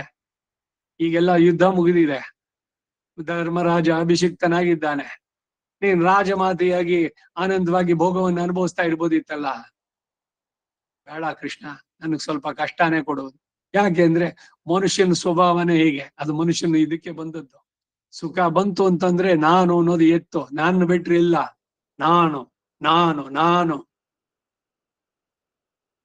ಭಗವಂತ ನೆನ್ಪಾಗುತ್ತೆ ಅವಾಗ. ಅದಕ್ಕಾಗಿ ಕಷ್ಟ ಇದ್ರೆ ಅವನನ್ನ ನೆನೆಸ್ಕೊಳ್ತೀವಿ ನಾವು, ಆ ರೀತಿನಲ್ಲಾದ್ರು. ಹಾಗಾಗಿ ಇದೇ ಭಾವ ಈ ವಚನ ಸಾಹಿತ್ಯದಲ್ಲಿ. ಎನ್ನ ಕುರುಡನ್ನ ಮಾಡಯ್ಯ ತಂದೆ, ಎನ್ನ ಕುಂಟನ್ನ ಮಾಡಯ್ಯ ತಂದೆ. ಯಾಕೆ ಇದ್ಯಾರು ಕೇಳ್ಬೇಕ? ಅಯ್ಯೋ ಕಾಲ್ ನೋವು ಅದು ಹೋಗ್ಲಿ ಅಂತ ಎಲ್ಲ ಕೇಳ್ಕೊಳ್ಳೋದು ಸರಿ. ಆದ್ರೆ ಕುರುಡನ್ನ ಮಾಡು, ಕುಂಟನ್ನ ಮಾಡು. ಆ ಕೂರ ತಾಳ್ವನ್ ಕತೆ ಹಿಂದೆ ಒಂದ್ಸಲಿ ಹೇಳಿತ್ತಲ್ಲ. ಯಾರೋ ಒಬ್ಬ, ಅವನು ಮೂಗ ಮತ್ತೆ ಕುಂಟ, ಕಣ್ಣಲ್ಲಿ ನೋಡ್ತಾ ಇದ್ದ. ರಾಮಾನುಜರು ಸನ್ನೆ ಮಾಡಿದ್ರು, ಬಾಯಿಲಿ ಅಂತ ಕರೆದ್ರು. ಬಂದ, ಬಾಗ್ಲಾಕಿದ್ರು, ತಲೆ ಬಗ್ಸು ಅಂದ್ರು. ಇವ್ರು ಎರಡು ಕಾಲನ್ ತೆಗೆದು ಅವನ ತಲೆ ಮೇಲೆ ಇಟ್ರು. ಕೂರೇಶರು ಸಂದಿನಲ್ಲಿ ನೋಡ್ಬಿಡ್ತರು, ಬಾಗಿಲ್ ಸಂದಿನಲ್ಲಿ. ಅಯ್ಯೋ ಭಗವಂತ, ನನ್ಗೆ ಇದೆಲ್ಲ ಯಾಕೆ ಕೊಟ್ಟೆ? ಅವನಂತ ಇದ್ಬಿಟ್ಟಿದ್ರೆ ನೇರವಾಗಿ ಅವನೇ ಕರೆದ್ಬಿಟ್ಟು ಅಂತ. ಇಲ್ಲಿ ಎರಡು ಸಂದೇಹ. ಒಂದು, ಅವನೇನ್ ಕೇಳಿದ್ನ ಇವ್ರನ್ನ, ರಾಮಾನುಜರನ್ನ, ನನ್ನ ಮೋಕ್ಷ ಕೊಡು ಅಂತ? ತಾವಾಗಿ ಅವನನ್ನು ಕರೆದು ಇವ್ರು ಕೊಟ್ರಲ್ಲ, ಇದು ಅವ್ರ ಔದಾರ್ಯ, ಎಲ್ಲ ಸರಿ. ಆದ್ರೆ ಸುಲಭವಾಗಿ ಸಿಕ್ತು ಅವನಿಗೆ. ನೀವು ವಿಷಯವನ್ನ ಸರಿಯಾಗಿ ಪರಿಶೀಲನೆ ಮಾಡಿದ್ರೆ ಏನು ಅಂದ್ರೆ, ಅವನು ಕರ್ಮ ಮಾಡಿದ್ದಕ್ಕೆ ಅವನು ಕುಂಟನೋ ಮೂಗನೋ ಏನೋ ಆಗಿತ್ತು, ಅವನ ಕರ್ಮ ಅದ್ರಲ್ಲಿ. ಆದ್ರೆ ಅವನ ಸುಕೃತ ವಿಶೇಷ ಏನು ಅಂದ್ರೆ, ಈ ಜನ್ಮದಲ್ಲಿ ಅವನಿಗೆ ಉದ್ಧಾರ ಆಗ್ಬೇಕಾಗಿತ್ತು. ಸುಮ್ನೆ ಸಿಕ್ತೇನೋ? ಅದಕ್ಕಾಗಿ ಭಗವಂತನನ್ನ ಅವನು ನಾವು ಕೇಳಿದ್ದನ್ನೆಲ್ಲ ಕೊಡ್ತಾ ಇದ್ರೆ ಮಾತ್ರ ನಂಬಿ, ಇಲ್ದಿದ್ರೆ ನಂಬಾರ್ದು ಅಂತಲ್ಲ. ಏನೇ ಆದ್ರೂ ಕೂಡ ಅವನಲ್ಲಿ ನಂಬಿಕೆ ಕಳ್ಕೋಬಾರ್ದು. ಎಷ್ಟೇ ತೀವ್ರವಾದದ್ದು ಬಂದಿದ್ದೆಲ್ಲ ಒಳ್ಳೇದೇನೆ, ಅವನಿದಾನೆ, ಬಂದದ್ದೆಲ್ಲ ಬರ್ಲಿ. ನಿನ್ನ ಕೃಪೆ ಅನುಗ್ರಹ ಒಂದಿರ್ಲಿ, ಅರುಳ್, ಅದೊಂದಿದ್ರೆ ಸಾಕು ನನಗೆ, ಏನ್ ಬೇಕಾದ್ರೂ ಬರ್ಲಿ. ಅದನ್ನ ಕಡಿಮೆ ಮಾಡೋ ಇಲ್ಲ ತೆಗೆದು ಬಿಡು ಅಂತ ಕೇಳೋಲ್ಲ. ನೋಡಿ, ಇದು ವಿವೇಕ ಇರೋಂಥವ್ರು ಮಾಡುವಂತದ್ದು ಪ್ರಾರ್ಥನೆಯಲ್ಲಿ. ಯದ್ಯದ್ ಭವ್ಯಂ ಭವತು ಭಗವನ್ ಪೂರ್ವಕರ್ಮಾನುರೂಪಂ. ಏನ್ ಗೊತ್ತಾ ಇವನಿಗೆ ಪೂರ್ವಕರ್ಮ ಏನ್ ಮಾಡಿದ್ದು ಅಂತ? ಅಯ್ಯಪ್ಪ, ಒಂದ್ ತಲೆನೋವು ಬಂದ್ರೇನೆ ಅಯ್ಯೋ ತಲೆ ಸಿಡ್ದು ಹೋಗ್ತಾ ಇತ್ತು. ಎಷ್ಟು ತೀವ್ರವಾಗಿತ್ತು. ಇನ್ಯಾರು ಆಗಿದ್ರೆ ಏನವರು ನ್ಯೂರೋ ಸೆಂಟರ್ ನಲ್ಲೇ ಇರ್ಬೇಕಾಗಿತ್ತು. ನಾನು ಗೊತ್ತು ತಡ್ಕೊಂಡೆ. ಪ್ರತಿಯೊಬ್ಬರ ದುಃಖ ಎಷ್ಟು ದೊಡ್ಡದಾಗಿದೆ ಅಂದ್ರೆ ನೋಬಡಿ ಆನ್ ಅರ್ತ್ ಅವರಷ್ಟು ಕಷ್ಟಪಟ್ಟಿದವರಿಲ್ಲ. ನಾವು ಭಾವಿಸುವಂತದ್ದು ಹೀಗೆಲ್ಲದನ್ನು. ದುಷ್ಕೃತಿನಃ ಅಂದ್ರೆ ಪಾಪಕರ್ಮಾಣಃ, ಪಾಪಕರ್ಮಗಳನ್ನು ಮಾಡಿದವರು. ಮಾಂ ನ ಪ್ರಪದ್ಯಂತೆ, ನನ್ನನ್ನು ಶರಣು ಹೊಂದೋದಿಲ್ಲ. ಆ ದುಷ್ಕೃತಗಳಲ್ಲೂ ತಾರತಮ್ಯದಿಂದ ತೇ ಅವರು ಚತುರ್ವಿಧಾಹ, 4 ತರಗತಿಯವರು. ಅಂದ್ರೆ 4 ಕೆಟಗರೀಸ್ ಅಂತ. 4ನೇ ತರಗತಿ, 4th ಸ್ಟ್ಯಾಂಡರ್ಡ್ ಅಂತಲ್ಲ ಇಲ್ಲಿ. ಭವಂತಿ ಆಗ್ತಾರೆ. 1 ಮೂಢಾಹ, 2 ನರಾಧಮಃ, 3 ಮಾಯೆಯ ಅಪಹೃತ ಜ್ಞಾನಾಹ, 4ನೇದು ನೋಡಿ, 4 9 ಆಗ್ಬಿಟ್ಟಿದೆ. ಎಲ್ಲ ಮುದ್ರಾ ರಾಕ್ಷಸ. ಆಸುರಂ ಭಾವಮಾಶ್ರಿತಾಹ ಎಂಬುದಾಗಿ. ಮೂಢಾಹ ಯಾರು ಅಂದ್ರೆ ವಿಪರೀತ ಜ್ಞಾನ ಉಳ್ಳವರು. ಈಗ ಜ್ಞಾನದಲ್ಲಿ ಬಗೆ: ಅಜ್ಞಾನ, ಅನ್ಯಥಾ ಜ್ಞಾನ, ವಿಪರೀತ ಜ್ಞಾನ, ಇವೆಲ್ಲ ಬಿಟ್ಟು ಯಥಾರ್ಥ ಜ್ಞಾನ. ಅದು ಹೇಗಿದೆಯೋ ಹಾಗೆ ಕರೆಕ್ಟ್ ಆಗಿ ತಿಳಿಯುವಂತ ಇದು ವಿಪರೀತ ಜ್ಞಾನ. ಪರ್ವರ್ಟೆಡ್ ಇಂಟೆಲಿಜೆನ್ಸ್ ಅಂತ ಕೆಲವ್ರಿಗೆ ಬುದ್ಧಿ ಕೊಟ್ಟಿದೆ. ಅವ್ರು ಏನು ಉಪಯೋಗಿಸ್ತಾರೆ ಅಂದ್ರೆ ಬರೀ ಕುತರ್ಕಗಳು ಇದು ಮಾಡೋದಕ್ಕೇನೆ ಉಪಯೋಗಿಸ್ತಾರೆ. ಅಲ್ಲಿ ಅವ್ರದನ್ನ ತೋರಿಸ್ಕೊಳ್ಬೇಕು. ಹೀಗೆ ಎನ್ ಮೂರ್ತಿರಾವ್ ಬರ್ದ ಪುಸ್ತಕ ದೇವರು ಓದ್ ನೋಡಿ ಕೂತ್ಕೊಂಡು. ಅದರಲ್ಲಿ ಎಲ್ಲ ನಾಯಿಂದ ರಂಗಪ್ರಿಯ ಸ್ವಾಮಿಗಳಿಗೆ ಹೇಳಿದ್ದೆ ಒಂದ್ಸಲಿ, ಅವ್ರ ಜೊತೆನಲ್ಲಿ ಒಡನಾಟ ಇದ್ದಾಗ. ಇಂಥದ್ದಕ್ಕೆಲ್ಲ ಸರ್ಕಾರದಿಂದ ಪುರಸ್ಕಾರ ಎಲ್ಲಿ? ಬೇರೆ ಬೇರೆ ಅಭಿಪ್ರಾಯಗಳು ತಗೊಂಬ, ಏನ್ ಹೇಳಿದಾರೆ ನೋಡೋಣ, ಎಲ್ಲದಕ್ಕೂ ಆನ್ಸರ್ ಕೊಡ್ಬೋದು ಅಂತಂದ್ರು. ಈಶ್ವರ ಪಾರ್ವತಿ ಇದ್ರಂತೆ, ಅವನೇನು ಸರ್ವಜ್ಞ ಅಂತೀರಿ, ಕೈಲಾಸಲ್ಲಿ ಒಂದು ಟಾಯ್ಲೆಟ್ ಇರ್ಲಿಲ್ವೇ? ಅದನ್ನ ಮಾಡೋದು ಹೋಗ್ಲಿ. ಇವನು ಸರ್ವಜ್ಞನಾದವನಿಗೆ ಅವಳು ಒಂದ್ ಮಣ್ಣಿನಲ್ಲಿ ಮಾಡಿರೋ ಮೂರ್ತಿ ಅದು, ಅದಕ್ಕೆ ಜೀವ ಕೊಟ್ಟಿದ್ದಾಳೆ ಅಂತ ಅಂದ್ಬಿಟ್ಟು ಅದು ಗೊತ್ತಿರ್ಲಿಲ್ಲ ಅವನಿಗೆ. ತ್ರಿಶೂಲ ತಗೊಂಡು ಗಣೇಶನ್ ತಲೆ ತೆಗೆದು ಬಿಟ್ಟ. ಆ ಗಣೇಶನ್ ತಲೆ ಎಲ್ಲೋಯ್ತು? ಅದ್ಯಾಕೆ ತಂದು ಆನೆ ತಲೆ ಎಣಿಸಿದ್ದು? ಇವರೇ ಬುದ್ಧಿವಂತರು. ತಮ್ಮ ತಮ್ಮ ಮನಸ್ಸಿಗೆ ತೋರಿದಂತೆ ಏನವ್ರು ಹೇಳಿದ್ರೆ ಅದು ಅವರ ಅಜ್ಞಾನದ ಪ್ರದರ್ಶನವಾಗತ್ತಷ್ಟೆ. ಇಲ್ಲಿ ಯಾರೋ ಒಬ್ಬರ ಅಭಿಪ್ರಾಯವನ್ನ ಮಾನ್ಯ ಮಾಡ್ತಾ ಇಲ್ಲ. ನಮ್ಮ ಇದ್ರಲ್ಲಿ ಹೇಳೋದು ಆಧಾರಗಳನ್ನು ಕೇಳ್ತಾರೆ. ಪ್ರಮಾಣ ಏನು? ಯಾವುದು ಪ್ರಮಾಣ? ನೀವ್ ಏನಾದ್ರು ಒಂದು ಸ್ಟೇಟ್ಮೆಂಟ್ ಹೇಳೋದಾದ್ರೆ ಎಲ್ಲಿದೆ? Where is the source? Proof ಎಲ್ಲಿ? ಪ್ರೂಫ್ ಇಲ್ಲದೆ ಏನನ್ನು ಮಾತಾಡೋಲ್ಲ. ಇಲ್ಲ ನನಗೆ ಹಿಂಗ ಅನ್ನಿಸ್ತು, ನಿಮ್ಗೆ ಏನೇನು ಅನ್ನಿಸ್ಬೋದು, ಅದೆಲ್ಲ ಆಗ್ಬೇಕೇನು? ಪ್ರಮಾಣಗಳ ಜೊತೆಗೆ ಮಾತಾಡಿ. ತತ್ವ ಸಿದ್ಧಾಂತಗಳ ಬಗ್ಗೆ ಮಾತಾಡ್ಬೇಕಾದ್ರೆ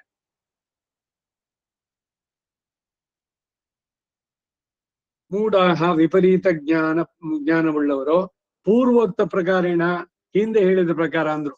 ಅಂದ್ರೆ ಇದೇ ಅಧ್ಯಾಯದಲ್ಲಿ 5ನೇ ಶ್ಲೋಕದಲ್ಲಿ ಭಗವತ್ ಶೇಷತೈಕ ರಸಂ ಆತ್ಮಾನಂ, ಭಗವಂತನಿಗೆ ಶೇಷನಾಗಿರುವಿಕೆಯೇ ಮುಖ್ಯ ಆನಂದ ಸ್ವರೂಪವುಳ್ಳಂತ ಆತ್ಮವನ್ನ ಆತನಿಗೆ ಭೋಗ್ಯಭೂತನಾಗಿ ಸರ್ವೇಶ್ವರನಾದ ನನ್ನಿಂದ ಏರ್ಪಡಿಸಲ್ಪಟ್ಟಂತ ಅಚೇತನವನ್ನೂ ಕೂಡ ಸಹ ಸ್ವಶೇಷತೆಯ ಮನ್ಯಮಾನಾಹ, ತನಗೇನೆ ಶೇಷಭೂತವಾದದ್ದು ಎಂದು ಭಾವಿಸುವಂತವರು ಮೂಢರು. ಜ್ಞಾನವೇ ಇಲ್ಲದವರು ಎಂಬ ಅರ್ಥ ಅಲ್ಲ. ಅವರಿಗೂ ಜ್ಞಾನ ಉಂಟು. ಆ ಜ್ಞಾನ ವಿಪರೀತವಾದದ್ದು, ಭ್ರಾಂತಿ ರೂಪವಾದದ್ದು. ಅಚೇತನಕ್ಕೂ ವಿಲಕ್ಷಣನಾಗಿ ಆತ್ಮನು ಇರುವಾಗ ದೇಹವೇ ಆತ್ಮ ಎಂಬ ಭ್ರಮೆಯು ತಾನು ಇತರ ಚೇತನರು ಸರ್ವ ಅಚೇತನವು ಎಲ್ಲ ಭಗವಂತನಿಗೆ ಶೇಷಭೂತವಾಗಿರುವಾಗ ತನಗೆ ಶೇಷಭೂತ ಎಂಬ ಸ್ವತಂತ್ರಾತ್ಮ ಭ್ರಮೆಯು, ತಾನೇ ಪರಮಾತ್ಮನು ಎಂಬ ಭ್ರಮೆಯು, ಇವುಗಳಿಂದ ವಿಪರೀತ ಜ್ಞಾನವುಳ್ಳವರು.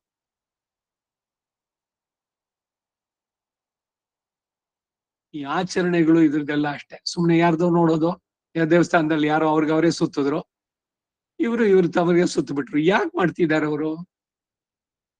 ಅವರು ಸೋಹಂ ಸಹ ಅಹಂ. ಸಹ ಅಂದ್ರೆ ಭಗವಂತ ನಾನೇ ಭಗವಂತ ಅಂತ. ಸೋಹಂ ಭಾವೇನ ಪೂಜೆಯತಿ, ಇದು ಅವ್ರದ್ದು ಅದ್ವೈತದವರು. ಅದು ಪೂರ ವಿರುದ್ಧ ನಾವ್ ಹೇಳೋದು. ನಾವೆಂದಿಗೂ ಭಗವಂತನ ಆಗೋಕ್ಕಾಗೋಲ್ಲ. ಇಲ್ಲಿದ್ದು ಅಷ್ಟೇ, ಮೋಕ್ಷದಲ್ಲಿ ಇಷ್ಟೇ ನಾವು ಕಿಂಕರ್ರೆ, ಅವನು ಸ್ವಾಮಿಯೇ. ಇದು ಯಥಾರ್ಥವಾದ ಜ್ಞಾನ. ಇವೆಲ್ಲ ವಿಪರೀತ ಜ್ಞಾನ. ನಾನೇ ಅವನು, ಸೋಹಂ ಸೋಹಂ. ಈ ಅಹಂ ಅನ್ನೋದು ಹೋಗ್ಬೇಕು ಅಂತ ನಾವ್ ಹೇಳೋದು, ಅವರು ನಾನೇ ಅಂತಾರೆ. ಅಹಂ ಬ್ರಹ್ಮಾಸ್ಮಿ, ನಾನೇ ಬ್ರಹ್ಮನಾಗಿದ್ದೇನೆ. ಹೀಗೆ ಪೂರ್ಣವಾಗಿ ವಿರುದ್ಧ ಅವರ ಆಚರಣೆ, ರೀತಿ ನೀತಿಗಳು ಎಲ್ಲವೂ ಅಷ್ಟೇ, ಥಾಟ್ಸ್ಗಳು ಎಲ್ಲನೂ ಅಷ್ಟೇ.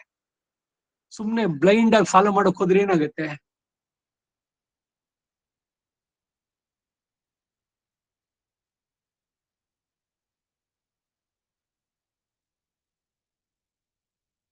ನಾವು ಹಿಂದೆ 4ನೇ ಶ್ಲೋಕದ ಮೊದಲು 13ನೇ ಶ್ಲೋಕ ಪೂರೈಸಿ ಉಪದೇಶಿಸಿದಂತಹ ವಿಜ್ಞಾನ ಸಹಿತವಾದ ಜ್ಞಾನವು ಇಂತಹ ವಿಪರೀತ ಜ್ಞಾನವನ್ನೆಲ್ಲ ದೂರೀಕೃತ ಮಾಡುತ್ತೆ ಎಂಬುದು ಅಲ್ಲಿ ತೋರು ಬರುತ್ತೆ. ತತ್ವತ್ರಯಗಳಾದಂತಹ ಅಚಿತ್ತು, ಚಿತ್ತು, ಈಶ್ವರ ಇವರುಗಳ ಯಥಾರ್ಥ ಜ್ಞಾನದಿಂದ ಭ್ರಾಂತಿಗಳೆಲ್ಲ ತೊಲಗುತ್ತವೆ. ಶ್ರುತಿ ಕಂಠೋಕ್ತವಾಗಿ ಭೋಕ್ತಾ ಭೋಗ್ಯಂ ಪ್ರೇರಿತಾರಂಚ ಮತ್ವ, ಶ್ವೇತಾಶ್ವತ ಉಪನಿಷತ್ತು 12ನೇ ಶ್ಲೋಕ. ಬೇರೆ ಬೇರೆ ಎಂಬುದಾಗಿ ಹೇಳಿರುವಾಗ ಈ 3 ಭ್ರಾಂತಿಗಳಿಗೂ ಅವಕಾಶ ಎಲ್ಲಿದ್ದು? ಭೋಗ್ಯ ಪ್ರಕೃತಿಯನ್ನ ಅಪರ ಎಂದು ಹೇಳಿ, ಅನ್ಯಾಂ ಪ್ರಕೃತಿಂ ವಿದ್ಧಿಮೇ ಪರಾಂ ಎಂದು ಚಿತ್ತಿಗೆ ಅಚಿತ್ತಿಗಿಂತ ವೈಲಕ್ಷಣ್ಯವನ್ನು ಮತ್ತೆ ಹೇಳಿ, ಮತ್ತ ಪರತರಂ ನಾಣ್ಯತೆ ಕಿಂಚಿದಸ್ತಿ ಎಂದು ಮೈ ಸರ್ವಮಿದಂ ಪ್ರೋತಂ ಎಂದು ಈಶ್ವರ ತತ್ವವನ್ನ ನಿರೂಪಿಸಿ, ಮೇಲಿನ ಉಪನಿಷತ್ ಅರ್ಥವನ್ನೇ ವಿಜ್ಞಾನ ಸಹಿತ ಜ್ಞಾನವನ್ನಾಗಿ ಉಪದೇಶಿಸಿದ್ದಾರೆ ಭಗವದ್ಗೀತೆಯಲ್ಲಿ. ಈ 3 ಭ್ರಮಗಳು ಹೇಗೆ ಹೋಗುತ್ತೆ ಅನ್ನೋದನ್ನ ಪ್ರಕೃತ್ಯಾತ್ಮ ಭ್ರಾಂತಿ ಗಳತಿ ಚಿದಚಿಲ್ ಲಕ್ಷಣದೀಯ ತಥಾ ಜೀವೇಶೈಕ್ಯ, ಜೀವ ಈಶ ಐಕ್ಯ ಪ್ರಭೃತಿ ಕಲಹ ತದ್ವಿಭಜನಾತ್ ಅಥೋ ಭೋಕ್ತಾ ಭೋಗ್ಯಂ ತದುಭಯ ನಿಯಂತೇತಿ ನಿಗಮೈ ವಿಭಕ್ತಂ ನಸ್ತತ್ವತ್ರಯ ಉಪದಿಶಂತ್ಯಕ್ಷತದೀಯ ಎಂಬ ಶ್ಲೋಕದಲ್ಲಿ ಇದು ಉಪಪಾದಿಸಲ್ಪಟ್ಟಿದೆ ಎಂದು. ಚಿತ್ತು ಅಚಿತ್ತುಗಳ ಲಕ್ಷಣ ಜ್ಞಾನದಿಂದ ಪ್ರಕೃತಿಯ ಆತ್ಮ ಎಂಬ ಭ್ರಾಂತಿ ತೊಲಗುತ್ತೆ.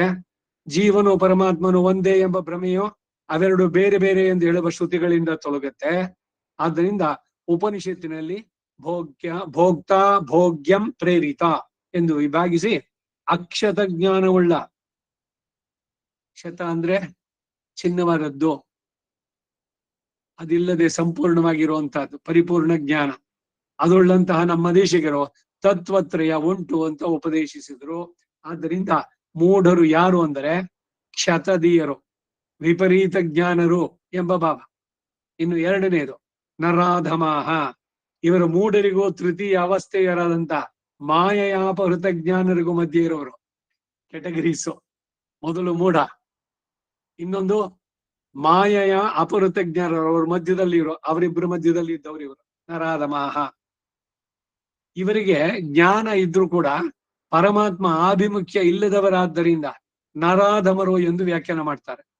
ಇವರು ಯಾರು ಅಂದ್ರೆ ಮತ್ ಸ್ವರೂಪೇ ಸಾಮಾನ್ಯೇನ ಜ್ಞಾತೇಪಿ, ನನ್ನ ಸ್ವರೂಪವು ಸಾಮಾನ್ಯವಾಗಿ ತಿಳಿದಿದ್ರು ಕೂಡ, ಅಂದ್ರೆ ಉಪನಿಷತ್ತಿನ ಸಾರಭೂತ ಜ್ಞಾನ ವಿಶೇಷ ಇಲ್ಲದೆ ಇದ್ರು ಕೂಡ ಇತಿಹಾಸ ಪುರಾಣಾದಿ ಮೂಲಕ ಪರಮಾತ್ಮ ಸ್ವರೂಪ ಜ್ಞಾನ ಇದ್ದರು ಎಂಬ ಅರ್ಥ. ಮದೌನ್ಮುಖ್ಯಾನ್ ಅನರ್ಹಾಹ, ನನಗೆ ಅಭಿಮುಖವಾಗಿ ಬರಲು ಅನರ್ಹರು, ಅಯೋಗ್ಯರು.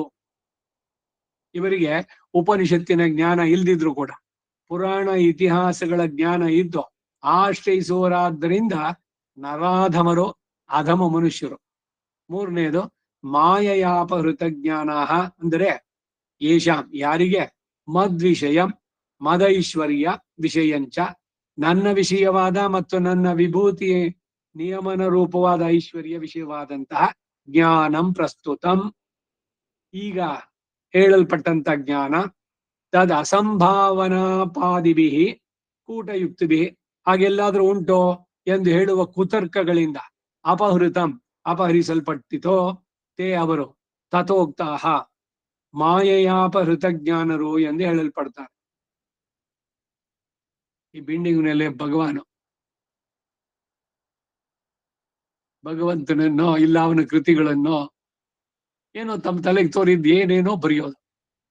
ನಾನೊಂದು ಪುಸ್ತಕ ಓದಿದ್ದೆ, ನಾನು ಹನುಮರಾಮಾಯಣ ಅಂತ. ಅವನ ಪ್ರಕಾರ ಕೋತಿಗಳಲ್ವೇ ಅಲ್ಲ, ಕಾಡಿನಲ್ಲಿರೋ ಒಂದು ಕೆಟಗರಿ ಜನಗಳು ಅಷ್ಟೇ. ಅವ್ರ ತಲೆ ಒಂದು ಮುಂಡಾಸ್ ಕಟ್ಬಿಟ್ಟು, ಈ ಉತ್ತರ ಕರ್ನಾಟಕದವರು ತಲೆಯಿಂದ ಒಂಚೂರು ವೃತ್ತ ಬಿಟ್ಟಿರ್ತಾರಲ್ಲ, ಆಗಿದ್ದು ಬಾಲ ಅಂದ್ರೆ ಅದು ತಲೆಗೆ ಕಟ್ಟಿದ್ದೊಂದು ಶಿರೋವಸ್ತ್ರದ. ಇದು ಪುಷ್ಪಕ್ ವಿಮಾನ ಅಂದ್ರೆ ಯಾವ್ದು ಏರೋಪ್ಲೇನ್ ಅಲ್ಲ, ಅದೊಂದು ಬೋಟು. ಏನೇನೋ ಮನಸ್ಸಿಗೆ ಬಂದಂಗೆಲ್ಲ ಬರ್ತಿತ್ತು. ಅವಿವೇಕದ ಪ್ರದರ್ಶನ, ಅಜ್ಞಾನ, ತಾನು ಕೆಡೋದಲ್ಲೇ ಕೋತಿ ಬೇರೆಯವ್ರನ್ನು ಕೆಡಿಸ್ತು ಅಂತ ಆ ತರದಲ್ಲಿ ಇವರು. ಇಲ್ಲ ತಂಪಾಡಿಗೆ ತಾವೇನಾದ್ರು ಇಟ್ಕೊಂಡ್ರೆ ಸರಿ, ಅದನ್ನ ಹೇಳೋದು ಯಾಕೆ ಎಲ್ಲರ ಹತ್ರನೂ? ಪ್ರದರ್ಶನ ಆಗ್ಬೇಕು ಅಜ್ಞಾನದ್ದು. ಹಿಂದೆ ಒಂದ್ಸಲ ಹೇಳಿದ್ದೆ ನಿಮಗೆ, ಆ ಶೃಂಗೇರಿನ ನರಸಿಂಹ ಭಟ್ಟ ಅನ್ನೋರು ವಿಷ್ಣುಪಾದಾದಿ ಸ್ತೋತ್ರಕ್ಕೆ ಅರ್ಥ ಬರೀತ ಈ ಶ್ರೀ ವೈಷ್ಣವರು ಊರ್ಧ್ವಮುಂಡ ಇಟ್ಕೊಳ್ತಾರಲ್ಲ, ಅವ್ರ ತಲೆನೇ ಸರಿ ಇಲ್ಲ ಅಂತಾರೆ. ಹಾಗೆ ಬರೀತಾರ ಅವರು. ಅಲ್ಲ, ಮನುಷ್ಯರೇನೋ ಸರಿ, ಅದು ಭಗವಂತನ ಪಾದ ಇಟ್ಕೊಳ್ತೀರಿ. ಅವನ್ ಕಾಡಿಂದ ತೆಗೆದು ಅವನ್ ತಲೆಗೆ ಯಾಕೆ ಹಾಕ್ತೀರಿ ಮುಖಕ್ಕೆ? ಊರ್ಧ್ವಮುಂಡ್ರ ಅವ್ರ ಪ್ರಶ್ನೆ ಇದು. ಹೋಗ್ಲಿ, ಬರೆದ್ರಲ್ಲ, ಬರೆಯೋಕ್ ಮೊದ್ಲು ಯಾರನ್ನಾರು ಕೇಳಿದ್ರ ಶ್ರೀ ವೈಷ್ಣವರನ್ನ? ಯಾತಕ್ಕೆ ಉಟ್ಕೊಳ್ತೀರಿ ಊರ್ಧ್ವಪುಂಡ್ರ? ಸಂಸ್ಕೃತ ಜ್ಞಾನ ಇದೆ ಅಂತಂದ್ರೆ ಕೃತಿಗಳೆಲ್ಲ ಇದೆ. ಸಚ್ಚರಿತ ರಕ್ಷೆ ತಗೊಂಡು ಓದಬಹುದಿತ್ತಲ್ಲ. ಈ ಇಂಥವ್ರುಗಳಿಗೆ ಹೇಳಿರೋದು ಆ ಒಂದು ಸೂಕ್ತಿ, ಸಹಸ್ರಂಬದ ಏಕಂ ಮಾಲಿಕ, 1000 ಹೇಳು, ಅದ್ರೇನು ಬರಿಬೇಡ. ಯಾಕೆಂದ್ರೆ ನೀ ಬರೆದಿದ್ದನ್ನು ಓದ್ತಾರಲ್ಲ ಮುಂದಿನ ಜನರೇಷನ್, ಎಲ್ರು ನೀನ್ ತಪ್ಪಿಸ್ತೀಯ. ನೀ ಬಾಯಿನಲ್ಲಿ ಹೇಳಿದ್ರೆ ಏನೋ ಹೇಳ್ದೆ, ಈಗ ನಾನು ಏನೇನೋ ಹೇಳ್ತೀನಿ ಅಂತ ಅನ್ಕೊಳ್ಳ, ಹೇಳೋಲ್ಲ ಸದ್ಯ ದೇವ್ರ ದಯದಿಂದ. ನೀವ್ ಎಷ್ಟು ಅದನ್ನ ನೆನ್ಪಿಟ್ಕೊಳ್ತೀರಿ, ಎಷ್ಟು ಮರಿತೀರಿ. ಸೊ ಇಲ್ಲಿ ಅಷ್ಟೊಂದು ಪ್ರಮಾದ ಆಗೋಲ್ಲ. ಆದ್ರೆ ಬರ್ದಿಟ್ಬಿಟ್ರೆ, ಬರೀಬೇಕಾದ್ರೆ ಆ ರೆಸ್ಪಾನ್ಸಿಬಿಲಿಟಿ ಬೇಕು. ಇದು ನಾನು ಅನಂತರಂಗಾಚಾರಲ್ಲಿ ನೋಡಿದ್ದು. ಏನಪ್ಪ ಎಲ್ಲ ಸರಿಯಾಗಿದ್ಯಾ, ಏನಾರು ಒಂದ್ಸಲಿ ನೋಡಿ ಒಂದ್ಸಲಿ, ಯಾಕಂದ್ರೆ ಒಂದೊಂದು ಅಕ್ಷರಕ್ಕೂ ನಾನು ಹೊಣೆಗಾರ ಅಂತಾರ ಅವ್ರು. ಎಲ್ಲ ಸರಿಯಾಗಿದ್ಯಾ? ತಿಳಿದವ್ರ ಹತ್ರ ಮುನ್ನುಡಿ ಬರ್ಸೋ ಉದ್ದೇಶ ಇದು. ಅವ್ರು ಇವರನ್ನ ಹೊಗಳ್ಳಿ, ಇಂಥವರಿಂದ ಇನ್ನೂ ಅನೇಕ ಕೃತಿಗಳು ಬರ್ಲಿ, ಎಲ್ಲ ಈ ರೀತಿ ಎಡವಟ್ಟುಗಳೆಲ್ಲ ಆಗತ್ತೆ. ವಿವೇಕ ಇದ್ದವರು ಹೋಗಿ ನಾ ಬರ್ದಿರೋ ಸರಿಯಾಗಿದ್ಯಾ, ಅವರ ಸಮಯ ಇದನ್ನ ನೋಡ್ಕೊಂಡು ಅವರ ಸಲಹೆಗಳನ್ನು ತಗೊಂಡು ಅದನ್ನ ಅಲ್ಲಿ ಇನ್ಕಾರ್ಪೊರೇಟ್ ಮಾಡಿದ್ರೆ ಸರಿಯಾದಂತ ಕೊಡುಗೆ ಆಗತ್ತೆ. ಬರಿಬೇಕು ಅನ್ನೋ ಹುಚ್ಚತನ, ಬರ್ದಿದ್ದು ಪಬ್ಲಿಷ್ ಆಗ್ಬೇಕು, ಪ್ರಿಂಟ್ ಆಗ್ಬೇಕು, ಆಮೇಲೆ ಎಲ್ರು ಅದು ತಗೊಳ್ಳಿ ಅಂತ. ಇದೇನ್ ಕರ್ಮ ಇದು ಅಂತ. ಬಯಕೆಗಳು ಒಂದರಿಂದ ಒಂದಕ್ಕೆಲ್ಲ.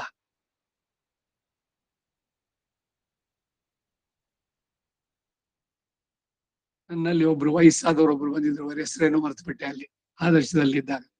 ಈ ಪುಸ್ತಕ ಪ್ರಿಂಟ್ ಮಾಡ್ಬೋಣ ರಾಮಾನುಜರ ಬಗ್ಗೆ ಅಂತ. ಓದಿದ್ರೆ ಏನ್ ಎಲ್ಲ ಥಾಟ್ಸ್ಗಳು ಒಂದಕ್ಕೊಂದಕ್ಕೆ ಸರಿಯಾಗಿ ಲಿಂಕ್ ಬರ್ತಾ ಇಲ್ಲ, ಸರಿಯಾಗಿ ತಿಳಿದಿಲ್ಲ. ಅದನ್ನ ಪಬ್ಲಿಷ್ ಮಾಡ್ಬೇಕು ಅಂತ ಅವ್ರದ್ದು. 2 ಸಲ ಬಂದ್ರು. ಹೇಳಿದೆ, ದಯವಿಟ್ಟು ಕ್ಷಮಿಸಿ, ನೀವು ಯಾರ ಹತ್ರ ಕಾಲಕ್ಷೇಪ ಮಾಡಿದ್ದೀರಿ, ಒಂದ್ ಸ್ವಲ್ಪ ಸರಿಯಾಗಿ ಇದನ್ನ ತಿಳ್ಕೊಳ್ಳಿ, ಆಮೇಲೆ ಬರೀರಿ. ಸುಮ್ಮನೆ ಬರೆದಿದ್ದೆಲ್ಲ ಪುಸ್ತಕಗಳು ಏನಿದೇನು ಇದ್ರದ್ದು ಇದೆಯಲ್ಲ, ಏನದು ಹ್ಯಾರಿ ಪಾಟರ್ ಆ ತರದ ಕಥೆಗಳ ಅಂತದಕ್ಕೆ ಈ ಪಬ್ಲಿಷರ್ಸ್ ಏನ್ ಮಾಡ್ತಾರೆ, ಪ್ರಿಂಟರ್ಸ್ ದುಡ್ಡು ಮೊದಲು ಕೊಟ್ಬಿಟ್ಟು ಇಷ್ಟು ಪ್ರತಿಗಳಿಗೆ ಅಂತ ಮಾಡಿಸಿ ಮುದ್ರಕರು ಮಾರಾಟಗರು ಅವರೇ ಕೊಟ್ಬಿಡ್ತಾರೆ. ನಮ್ಮ ಅಧ್ಯಾತ್ಮ ಪುಸ್ತಕಗಳು ಕೊಟ್ರೆ ಅವ್ರ ಹತ್ರ 60% ಡಿಸ್ಕೌಂಟ್, ಆಮೇಲೆ 5 ಪುಸ್ತಕ ಇಟ್ಟಿದ್ರೆ 5 ಪುಸ್ತಕನೂ ಸೇಲ್ ಆದ್ಮೇಲೆ ಬರ್ತೀನಿ ಅಂತ. ಅದಕ್ಕೆ ನೀವು ಅಲ್ಲಿ ಬರೋ ಅಷ್ಟರಲ್ಲಿ ಅದಕ್ಕೆ ಏನ್ ಕಾಸ್ಟ್ ಇದೆಯೋ ಅದಕ್ಕಿಂತ ಹೆಚ್ಚಿಗೆ ಆಗ್ಬಿಡುತ್ತೆ ಈ ಓಡಾಟ ಕಲೆಕ್ಷನ್ಗೆ ತಗೊಳ್ಳೋದಕ್ಕೆ. ಇಷ್ಟೆಲ್ಲ ಇರೋದು. ಪುಸ್ತಕ ಬರೆಯೋದು ಸುಲಭದ ಕೆಲಸ ಅಲ್ಲ, ಮನೆಯಲ್ಲಿ ತುಂಬಿಸಿಟ್ಕೊಳ್ಬೇಕು. ಅವರು ಡಾಕ್ಟರ್ ಅನಂತರಂಗಾಚಾರ್ಯ ಮನೆಯಲ್ಲಿ ಎಲ್ಲ ಬೀರುಗಳಲ್ಲೂ ಬರ್ತಿಯಾಗಿದ್ದು ಪುಸ್ತಕ. ಒಂದು ಪುಸ್ತಕ ರಿಲೀಸ್ ಆಯ್ತು, ಇದೇನು 1-2 ಪುಸ್ತಕ ಪ್ರಿಂಟ್ ಮಾಡಕ್ ಆಗಲ್ಲ. Minimum should be 500 or 1000. 500 ಹಾಕಿದ್ರೆ ಡಬಲ್ ದಿ ರೇಟ್ ಆಗತ್ತೆ. 1000 ಕಾಪೀಸ್ ಮಾಡ್ಬಿಟ್ಟು ಆಂಡವನ ಆಶ್ರಮದಲ್ಲಿ ಪುಸ್ತಕ ಬಿಡುಗಡೆ. ಕಾಂಪ್ಲಿಮೆಂಟ್ರಿ ಒಂದಷ್ಟು ಕಾಪೀಸು ಯಾರು ಬಂದಿದ್ರು ಅಲ್ಲಿ ಅವರಿಗೆಲ್ಲ. ಆಮೇಲೆ ಅದೊಂದಷ್ಟು ಏನು ಅವತ್ತು ಪುಸ್ತಕ ಬಿಡುಗಡೆ ಆಗಿದ್ದ ದಿವಸ ಒಂದು 20-30 ಪುಸ್ತಕ ಹೋಗಿದ್ದು ಜಾಸ್ತಿ. ಇನ್ನೆಲ್ಲ 999 70 ಪುಸ್ತಕನ ಏನೋ ಎಲ್ಲ ಮನೆಯಲ್ಲಿ ಬೀರುನಲ್ಲಿ ಎಲ್ಲ 50% ಕೊಡ್ತೀನಿ ಅಂದ್ರೂ ತಗೊಳ್ಳೋರಿಲ್ಲ. ಇದು ನಮ್ಮ ಅಭಿಮಾನ, ನಮ್ಮ ಧರ್ಮದ ಬಗ್ಗೆ, ನಮ್ಮ ಕೃತಿಗಳ ಬಗ್ಗೆ. ಅದೇ ಮಧ್ವ ಸಂಪ್ರದಾಯದಲ್ಲಿ ಅವರು ಬರೀತಾರೆ ಮಧ್ವ ಭಾಷ್ಯ, ಇದು ಮಧ್ವ ಭಾಷ್ಯ, ಆಚಾರ್ಯ ಮಧ್ವರಿಂದ ಬರೆದಿದ್ದು, ಇದು ನಿಮ್ಗೆ ಅರ್ಥ ಆಗೋಲ್ಲ, ನೀವ್ ಇದು ಓದೋದ್ ಬೇಡ. ಆದ್ರೆ ನಮ್ಮ ಆಚಾರ್ಯರದೊಂದು ಪುಸ್ತಕ ಪರ್ಚೇಸ್ ಮಾಡಿ ನಿಮ್ ದೇವ್ರ ಮನೆಯಲ್ಲಿ ಪೂಜೆ ಮಾಡಿ ಇನ್ ಬರ್ದಿದ್ದಾರೆ ಅವರು, ತಗೊಳ್ಳಿ. ಶಂಕರರ ಪುಸ್ತಕಗಳು ಅಷ್ಟೇ ಚೆನ್ನಾಗಿ ಹೋಗೋದಕ್ಕೆ ಕಾರಣ ಏನು ಅಂದ್ರೆ ನಮ್ಮ ಆಚಾರ್ಯರು ಬರ್ದಿದ್ದ ಪುಸ್ತಕ ಅಂತ ತೆಗೆದಿಟ್ಕೊಳ್ಳೋರು. ನಮ್ಗ ಆ ಅಭಿಮಾನ ಇದೆಯೋ? ನಾವು ಅಭಿಮಾನ ಶೂನ್ಯರು ನಾವು. ಹೀಗೆ ಒಂದು ಗ್ರಂಥ, ಒಂದು ಇದು ಬರ್ಬೇಕಾದ್ರೆ ಅದರಿಂದ ಸುಮ್ಮನೆ ಎಲ್ರೂ ಪುಸ್ತಕ ಬರೀತೀನಿ ಅನ್ನೋದಕ್ಕೆ ಹೋಗ್ಬಾರ್ದು. ಓದಿ, ಚೆನ್ನಾಗಿ ತಿಳಿಯಿರಿ. ನಿಮಗ್ ಬೇಕಾದ್ರೆ ಬರ್ದಿಟ್ಕೊಳ್ಳಿ ನೋಟ್ಸು, ಆದ್ರೆ ಅದು ಪ್ರಿಂಟ್ ಆಗ್ಬೇಕು, ಅದನ್ನ ಇನ್ಯಾರೋ ನೋಡ್ಬೇಕು ಮಾಡ್ಬೇಕು, ಅದಕ್ಕಾಗಿ ಮತ್ತೆ ಏನೆಲ್ಲ ತಲೆನೋವು. ಅದು ಅದ್ರ ಬದಲು ನೆಮ್ಮದಿಯಾಗಿರೋದು ಒಳ್ಳೇದು. ಆಯ್ತು, ಪುಸ್ತಕಗಳಿಂದ ಬರೋಣ ಮುಂದಕ್ಕೆ. ನನ್ನ ವಿಷಯವಾದ ಮತ್ತು ನನ್ನ ವಿಭೂತಿ ನೇಮನ ರೂಪವ ಐಶ್ವರ್ಯವಾದಂತಹ ಜ್ಞಾನಂ ಪ್ರಸ್ತುತಂ, ಈಗ ಹೇಳಲ್ಪಟ್ಟಂತ ಜ್ಞಾನ ತದ್ ಅಸಂಭವನಾಪಾದಿಭಿ ಕೂಟಯುಕ್ತಿಭಿ, ಹಾಗೆಲ್ಲಾದ್ರೂ ಉಂಟೋ ಎಂದು ಹೇಳುವ ಇದು ಅಸಂಭವ, ಕುತರ್ಕ, ಅವುಗಳಿಂದ ಅಪಹರಿಸಲ್ಪಟ್ಟಿದೋ ತೇ ಅವರು ತಥೋಕ್ತಃ ಮಾಯೆಯ ಅಪಹೃತ ಜ್ಞಾನರು ಅಂತ ಹೇಳಲ್ಪಡ್ತಾರೆ. 4ನೇದು ಆಸುರಂ ಭಾವಮಾಶ್ರಿತ, ಅಂದರೆ ಮದ್ವಿಷಯ, ನನ್ನ ವಿಷಯವಾದ ಮತ್ತು ಮದೈಶ್ವರ್ಯ ವಿಷಯಂಚ, ನನ್ನ ಐಶ್ವರ್ಯ ವಿಷಯವಾದ ಜ್ಞಾನವು ಸುದೃಢ ಉಪಪನ್ನಂ, ಚೆನ್ನಾಗಿ ಉಂಟಾಗಿದ್ರು ಕೂಡ ಏಷಾಂ ದ್ವೇಷಾಯ ಇವ ಭವತಿ, ಯಾರಿಗೆ ಆ ಜ್ಞಾನ ನನ್ನಲ್ಲಿ ದ್ವೇಷಕ್ಕಾಗಿಯೇ ಪರಿಣಮಿಸುತ್ತೋ ಅವರು ಆಸುರಂ ಭಾವಮಾಶ್ರಿತ ಎಂದು ಹೇಳಲ್ಪಡುತ್ತಾರೆ. ಆಸುರ ಭಾವ ಎಂದ್ರೇನು? ಮುಂದೆ ಷೋಡಶಾಧ್ಯಾಯ 16ನೇ ಅಧ್ಯಾಯದ 4ನೇ ಶ್ಲೋಕದಲ್ಲಿ ಉಪವಾದಿಸುತ್ತೆ. ಅಂತಹ ಆಸುರ ಭಾವ ಉಳ್ಳವರಿಗೆ ಅವರಿಗೆ ಉಂಟಾದ ಜ್ಞಾನವನ್ನೆಲ್ಲ ತನ್ನನ್ನು ದ್ವೇಷಿಸೋದಕ್ಕಾಗಿ ಪರಿಣಮಿಸುತ್ತೆಯೇ ವಿನಃ ಅನ್ಯತಾ ಅಲ್ಲ, ಉದ್ಧಾರ ಆಗೋಕ್ಕಲ್ಲ. ಇದಕ್ಕೆ ದುರ್ಯೋಧನಾದಿಗಳು ನಿದರ್ಶನ.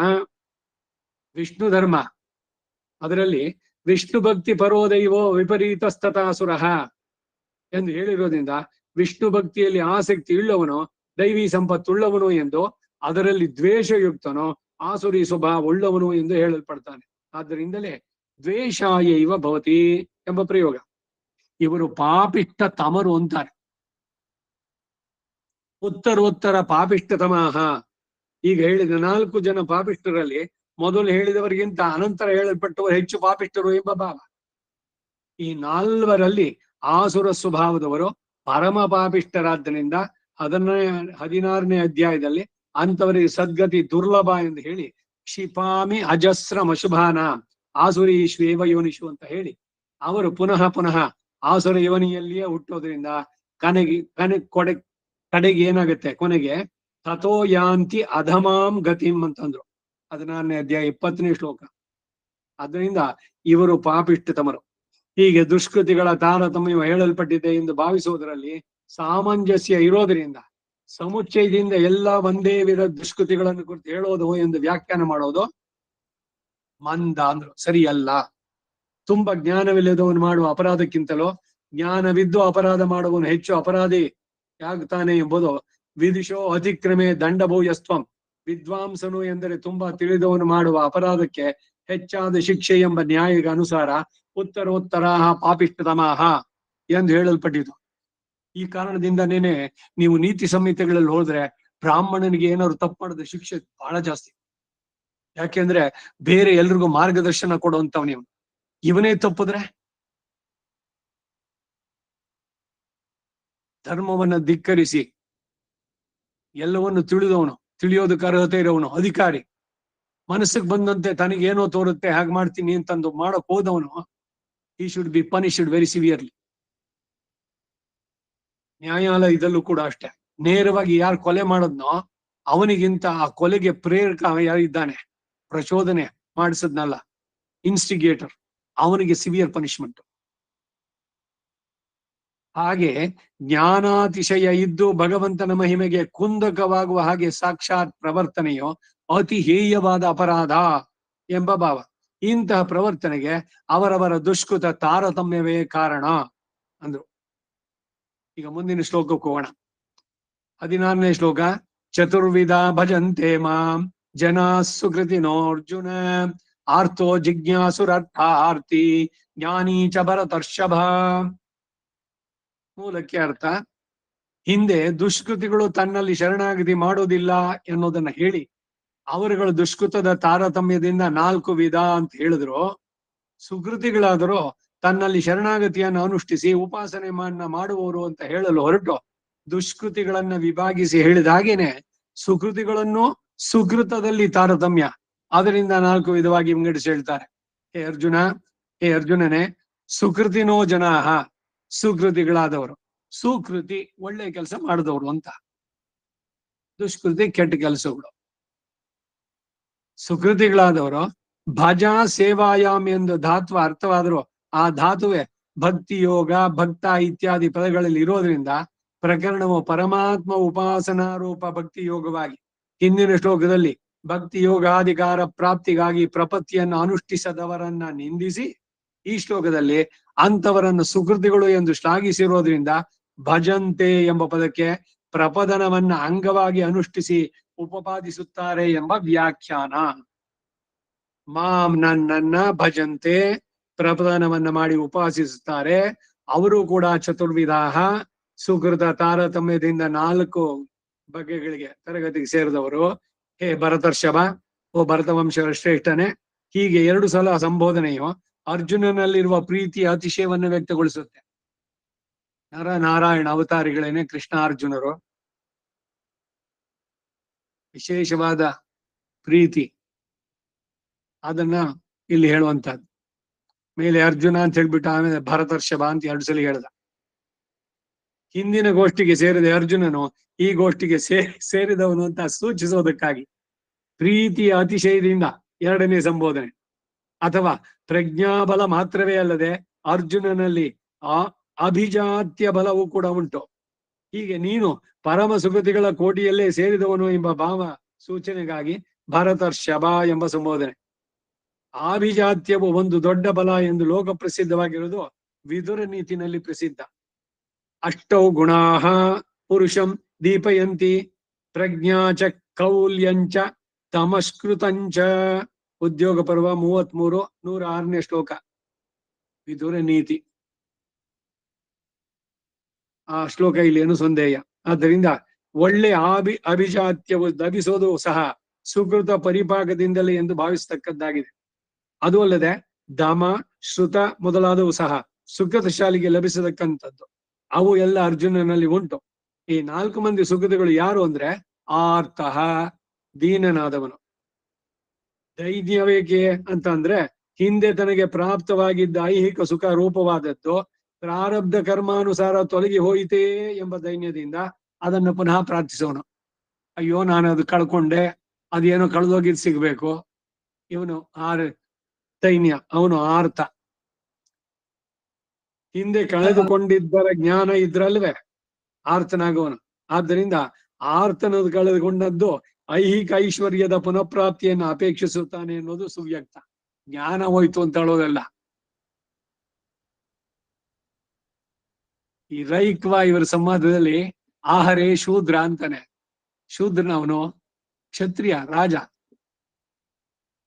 ಅವನನ್ನು ಶೂದ್ರ ಅಂತ ಕರೆದಲ್ಲ ಅಂದ್ರೆ ಅಲ್ಲಿ ಏನ್ ವ್ಯಾಖ್ಯಾನ ಅಂದ್ರೆ ಆತ್ಮಜ್ಞಾನ ಇಲ್ಲ ಅಂತ ಅಂದ್ಬಿಟ್ಟು ಶೋಚಯತಿ ಇತಿ ಶೂದ್ರ ಅಂತ ಪದ ಬಿಡಿಸೋದ್ ನೋಡಿ ಯಾವ್ಯಾವ್ದಕ್ಕೆ ಹೀಗೆ ಅಂತ. ಆ ರೀತಿನಲ್ಲಿ ಆರ್ಥ ಅಂದ್ರೆ ಜ್ಞಾನ ಕೊಯ್ತು ಅಂತ ಕೇಳ್ತಾ ಇಲ್ಲ ಇಲ್ಲಿ. ಈ ಶಠ ಅನ್ನೋ ಮಾಯೆ ಆವರಿಸಿದಾಗ ಒಂದು ಚೇತನ ಈ ಭೂಮಿಗೆ ಬಂದಾಗ ತಾಯಿಯ ಉದರದಿಂದ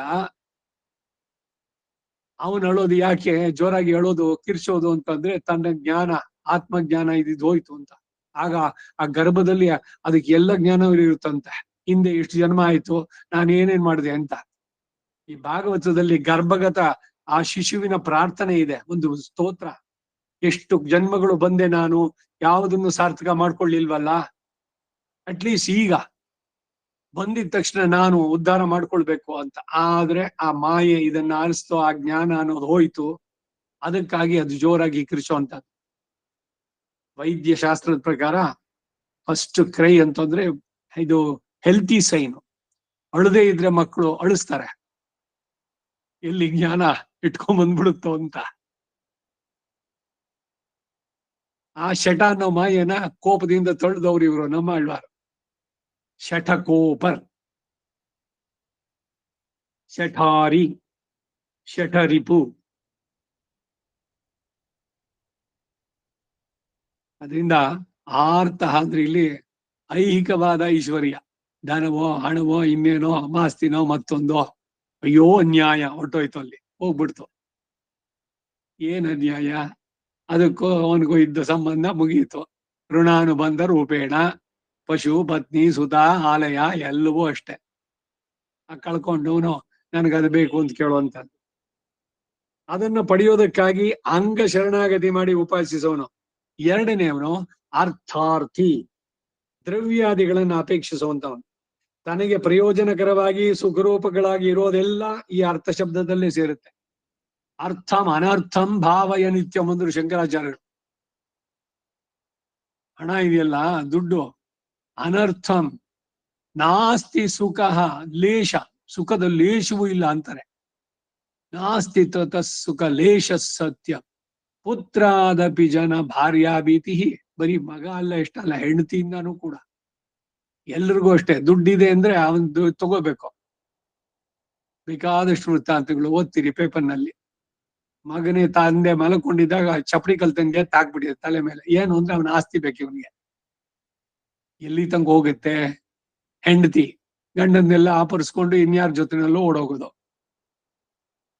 ಇಷ್ಟೆಲ್ಲ ವೃತ್ತಾಂತಗಳು. ನಾಸ್ತಿ ತತಃ ಸುಖಲೇಶ ಸತ್ಯಂ ಪುತ್ರಾದಪಿ ಜನ ಭಾರ್ಯಾಭೀತಿ. ಬರೀ ಹೆಂಗಸರಿಗೆ ಮಾತ್ರ ಹೇಳಿದ್ದಲ್ಲ. ಇಲ್ಲ, ಹೆಂಗಸತ್ರ ದುಡ್ಡಿದೆ ಅಂದ್ರೆ ಗಂಡ್ರ ಎಲ್ಲವೂ ಅಷ್ಟೇ, ಇವರು ಅವರು. ಹಣ ಕಂಡ್ರೆ ಹೆಣವು ಬಾಯಿ ಬಿಡುತ್ತೆ. ಎಲ್ಲಾರು ಮಾಡುವುದು ದುಡ್ಡಿಗೆ, ಹೊಟ್ಟೆಗಾಗಿ. ಉದರ ನಿಮಿತ್ತಂ ಬಹುಕೃತ ವೇಷಂ, ಉದರ ವೈರಾಗ್ಯವಿದೋ ದಾಸರು ಹಾಡಿದ್ರು. ಅರ್ಥಾರ್ಥಿ ಎಲ್ಲ ರೀತಿಯದು. ಮಕ್ಕಳಿಲ್ಲದೆ, ಮನೆ ಇಲ್ಲದೆ, ಜೀವನೋಪಾಯ ಇಲ್ಲದೆ ಅವುಗಳನ್ನ ಅಪೇಕ್ಷಿಸುವನು ಕೂಡ ಈ ಪಂಗಡಕ್ಕೆ ಸೇರಿದವನು. ಅದು ಅಲ್ಲದೆ ಸ್ವರ್ಗ ಕಾಮಿಗಳು ಮತ್ತು ಇತರ ಲೋಕ ಭೋಗಗಳನ್ನು ಅಪೇಕ್ಷಿಸುವವರು ಅರ್ಥಾರ್ಥಿಗಳೇ. ನೋಡಿ, ಬರೀ ಇಷ್ಟಕ್ಕೆ ದುಡ್ಡು ಒಂದಕ್ಕೆ ನೀವು ಇದಾಗ್ಲಿಲ್ಲ, ಸೀಮೆ ಅಲ್ಲಿಗೆ ನಿಲ್ಲಿಲ್ಲ. ಅದು ಸ್ವರ್ಗ ಕಾಮೋ ಯಜೇತ. ಏನೋ ಒಂದ್ ಕೆಲಸ ಮಾಡಿದ್ರೆ ಪುಣ್ಯ ಬರುತ್ತೆ. ಏಕಾದಶಿ ಮಾಡಿದ್ದೀರಿ, ಪುಣ್ಯಕ್ಕಾಗಿ ಬೆಳಗ್ಗೆ 6 ಗಂಟೆಗೇನೆ ಪಾರಣೆ ಮಾಡಿ, ಇಲ್ದಿರು ಪುಣ್ಯ ಹೋಗ್ಬಿಡತ್ತೆ. ಇವರೆಲ್ಲ ಅರ್ಥಾರ್ಥಿಗಳೇ. ಆದ್ದರಿಂದ ಅರ್ಥಾರ್ಥಿ 2 ವಿಧ ಅಂತಾರೆ ಇವರು. ಒಂದು ಐಹಿಕ ಐಶ್ವರ್ಯ ಕಾಮಿ ಒಬ್ಬ, ಇನ್ನೊಬ್ಬ ಸ್ವರ್ಗಲೋಕಾದಿ ಭೋಗಗಳನ್ನ ಅಪೇಕ್ಷಿಸೋನು. ಬೇರೆ ಲೋಕಗಳಲ್ಲಿ ಏನೋ ಸುಖ ಭೋಗ, ಹೌದು, ಇದಕ್ಕಿಂತ ಹೆಚ್ಚಿಗೆ ಇದೆ ಅಂತ ಉಪನಿಷತ್ತು ಹೇಳೈತೆ. ಯೇ ಶತಂ ಮಾನುಷ ಆನಂದಾಹ, ತೈತ್ರಿಯ ಉಪನಿಷತ್ತು ಹೇಳ್ಬೇಕಾದ್ರೆ. ಮೂರನೇವನು ಜಿಜ್ಞಾಸು, ವಿಮರ್ಶಿಸಿ ತಿಳಿಯಲು ಅಪೇಕ್ಷೆ ಉಳ್ಳವನಿಗೆ ಜಿಜ್ಞಾಸು. ಜ್ಞಾತುಂ ಇಚ್ಛಾ ಇತಿ ಜಿಜ್ಞಾಸು. ಯಥಾರ್ಥ ಜ್ಞಾನ ಉಂಟಾಗಬೇಕು, ಅದಕ್ಕಾಗಿ ಬರುವಂತವನು ಜಿಜ್ಞಾಸು. ಪರಮಾತ್ಮನನ್ನ ತಿಳಿಯಬೇಕು ಅಂತ ಅಪೇಕ್ಷೆ ಉಳ್ಳವನು. ಮುಂದೆ ಹೇಳುವಂತ ಜ್ಞಾನಿ ಎಂಬ 4ನೇ ಹಂತದಲ್ಲಿರೋನು, 4ನೇ ತರಗತಿಯವನಲ್ಲಿ ಅಂತರ್ಗತನಾದ್ದರಿಂದ ಅದನ್ನು ವ್ಯಾವರ್ತಿಸಿ ಇಲ್ಲಿ ಹೇಳೋದು ನ್ಯಾಯವಾದ್ದರಿಂದ ತನ್ನ ಆತ್ಮ ಸ್ವರೂಪವನ್ನು ವಿಮರ್ಶಿಸಿ ತಿಳಿಯುವುದು ಬ್ರಹ್ಮವಿದ್ಯೆಗೆ ಅಂಗ ಎಂದು ಶ್ರುತಿ ಪ್ರತಿಪಾದ್ಯವಾದ್ದರಿಂದ ಅದನ್ನ ವಿಮರ್ಶಿಸಿ ತಿಳಿಯುವನು ಎಂದು ಅರ್ಥ ಮಾಡ್ಕೋದು. ಜಿಜ್ಞಾಸು ಅಂದ್ರೆ ಆತ್ಮ ಯಾಥಾತ್ಮ ಜ್ಞಾನ, ಅದರ ಬಗ್ಗೆ. ಸಾರದಡುಗೆಯ ವಿಚಾರದೊಲೆಯಲ್ಲಿ ಮಾಡು, 100 ಮತವಿಹುದು ಲೋಕದುಗ್ರಾಣದಲ್ಲಿ, ಆರಿಸಿಕೊ ನಿನ್ನ ರುಚಿಗೊಪ್ಪುದ. ಸಾರದಡುಗೆಯ ವಿಚಾರದೊಲೆಯಲ್ಲಿ ಮಾಡು. ಆತ್ಮದ ಬಗ್ಗೆ ತಿಳಿಯಿರಿ. ಇದನ್ನ ಜಿಜ್ಞಾಸು ಅಂದ್ರೆ ಜ್ಞಾತುಂ ಇಚ್ಛಾ ಅಂತ ಆಯ್ತು. ಇಲ್ಲಿಗೆ ಅನ್ವಯ ಹೇಗೆ ಅಂದ್ರೆ, ಮೊದಲು ತಾನು ಯಾರು ಅನ್ನೋದನ್ನ ತಿಳಿಬೇಕಲ್ಲ. ತಾನು ಯಾರು ಅಂದ್ರೆ ಈ ಆತ್ಮ ಭಗವಂತನಿಗೆ ಸೇರಿದ್ದವನು ಅನ್ನೋದ್ರ ಅರಿವು ಉಂಟಾಗದಿದ್ರೆ ಅವನು ಪೂರ್ಣವಾಗಿ ಜ್ಞಾನ ಆಗ್ಲಿಲ್ಲ. ಯೋಗಿಗಳು ಇವರೆಲ್ಲ ಅಲ್ಲೇ ಎಡುವುದ್ರು ಅಂತ ಹೇಳ್ತಾರೆ ನಮ್ಮಾಳ್ವಾರೇನೆ.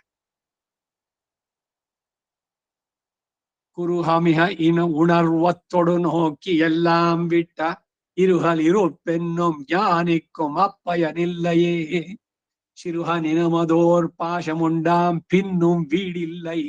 ಮೋಕ್ಷ ಇಲ್ಲ. ಯೋಗಿಗಳು ಇವರೆಲ್ಲ ಅಲಿತಾ ಇದ್ದಾರೆ ಅಷ್ಟೇನೆ. ಬರೀ ಆತ್ಮ ಏನು ಸಮಾಧಿ ಸ್ಥಿತಿನಲ್ಲಿ ತಮ್ಮನ್ನ ತಾವು ನೋಡ್ಕೊಂಡ್ರು, ಆತ್ಮ ಸಾಕ್ಷಾತ್ಕಾರ, ಆತ್ಮರತಿಗಳಾದ್ರು, ಅಷ್ಟಕ್ಕೇನೆ ನಿಂತ್ರೆ ಪ್ರಯೋಜನ ಇಲ್ಲ ಅಂತಾರೆ. ಅದಕ್ಕಾಗಿ ಇಲ್ಲಿ ಜಿಜ್ಞಾಸು ಅಂದ್ರೆ ಆತ್ಮಜ್ಞಾನಕ್ಕೆ ಬಯಸುವಂತವನು ಅಂತ ಅದನ್ನ ಲಿಮಿಟ್ ಮಾಡಿದ್ದು. ನೇರವಾಗಿ ಜಿಜ್ಞಾಸು ಅಂದ್ರೆ ಜ್ಞಾತುಂ ಇಚ್ಛಾ, ತಿಳಿಯಬೇಕು. ಏನಂತ ತಿಳಿಬೇಕು? ಕಾರಣಂತೂ ಧ್ಯೇಯ, ಜಗತ್ತಿಗೆ ಕಾರಣಕರ್ತ ಯಾರೋ ಅವನನ್ನು ತಿಳಿಬೇಕು. ಅಂದ್ರೆ ಪರಮಾತ್ಮನ ಬಗ್ಗೆ ಸಾಮಾನ್ಯವಾದ್ದು. ಆದ್ರೆ ಇಲ್ಲಿ ವಿಶೇಷವಾಗಿ ಅಷ್ಟಕ್ಕೆ ನಿಲ್ಸೋದು. ಯಾಕೆಂದ್ರೆ ಮುಂದೆ ಜ್ಞಾನಿ ಅನ್ನೋ ಪದ ಇದೆ. ಅದಕ್ಕಾಗಿ ತನ್ನ ಆತ್ಮ ಸ್ವರೂಪವನ್ನ ವಿಮರ್ಶಿಸಿ ತಿಳಿಯೋದು ಬ್ರಹ್ಮವಿದ್ಯೆಗೆ ಅಂಗ ಎಂದು ಶ್ರುತಿ ಪ್ರತಿಪಾದ್ಯವಾದ್ದರಿಂದ ಅದನ್ನ ವಿಮರ್ಶಿಸಿ ತಿಳಿಯುತ್ತಾನೆ ಅಂತ ಅರ್ಥ ಮಾಡತಕ್ಕದ್ದು. ಆತನು ಆತ್ಮ ಪ್ರಾಪ್ತಿಯನ್ನು ಅಪೇಕ್ಷಿಸುವುದರಿಂದ ತತ್ ಪ್ರಾಪ್ತಿಗಾಗಿ ಪರಮ ಪದವಲ್ಲದಂತಹ ಕೈವಲ್ಯ ಎಂಬುದನ್ನು ಹೊಂದಿ ಅಲ್ಲಿ ಮುಕ್ತಿಗಾಗಿ ಪರಮಾತ್ಮ ಉಪಾಸನೆಯನ್ನು ಪೂರೈಸಿ ಅಲ್ಲಿಂದ ಹಾಗೆಯೇ ವೈಕುಂಠಕ್ಕೆ ಹೋಗುವನು ಎಂದು ಶಾಸ್ತ್ರದಲ್ಲಿ ಹೇಳಿದೆ. ಕೇವಲಿಗಳು ಅಂತಾರೆ.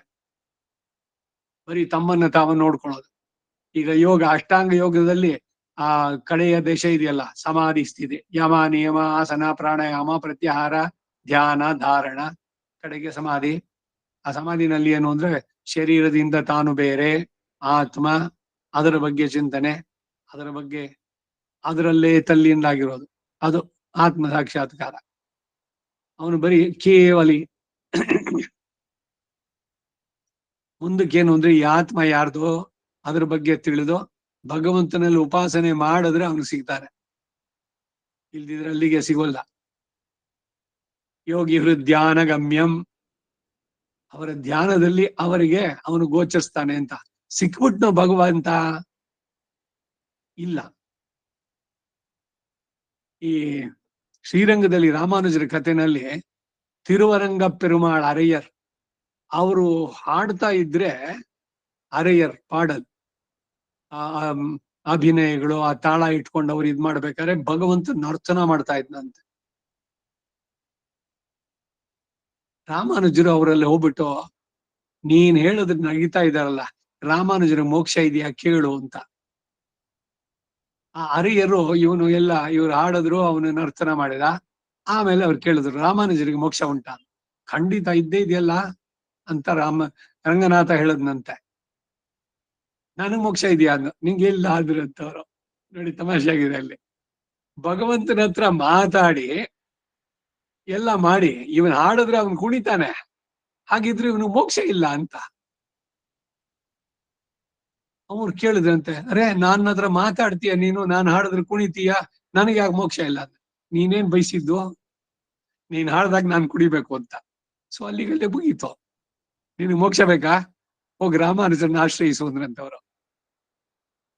ಹೀಗೆ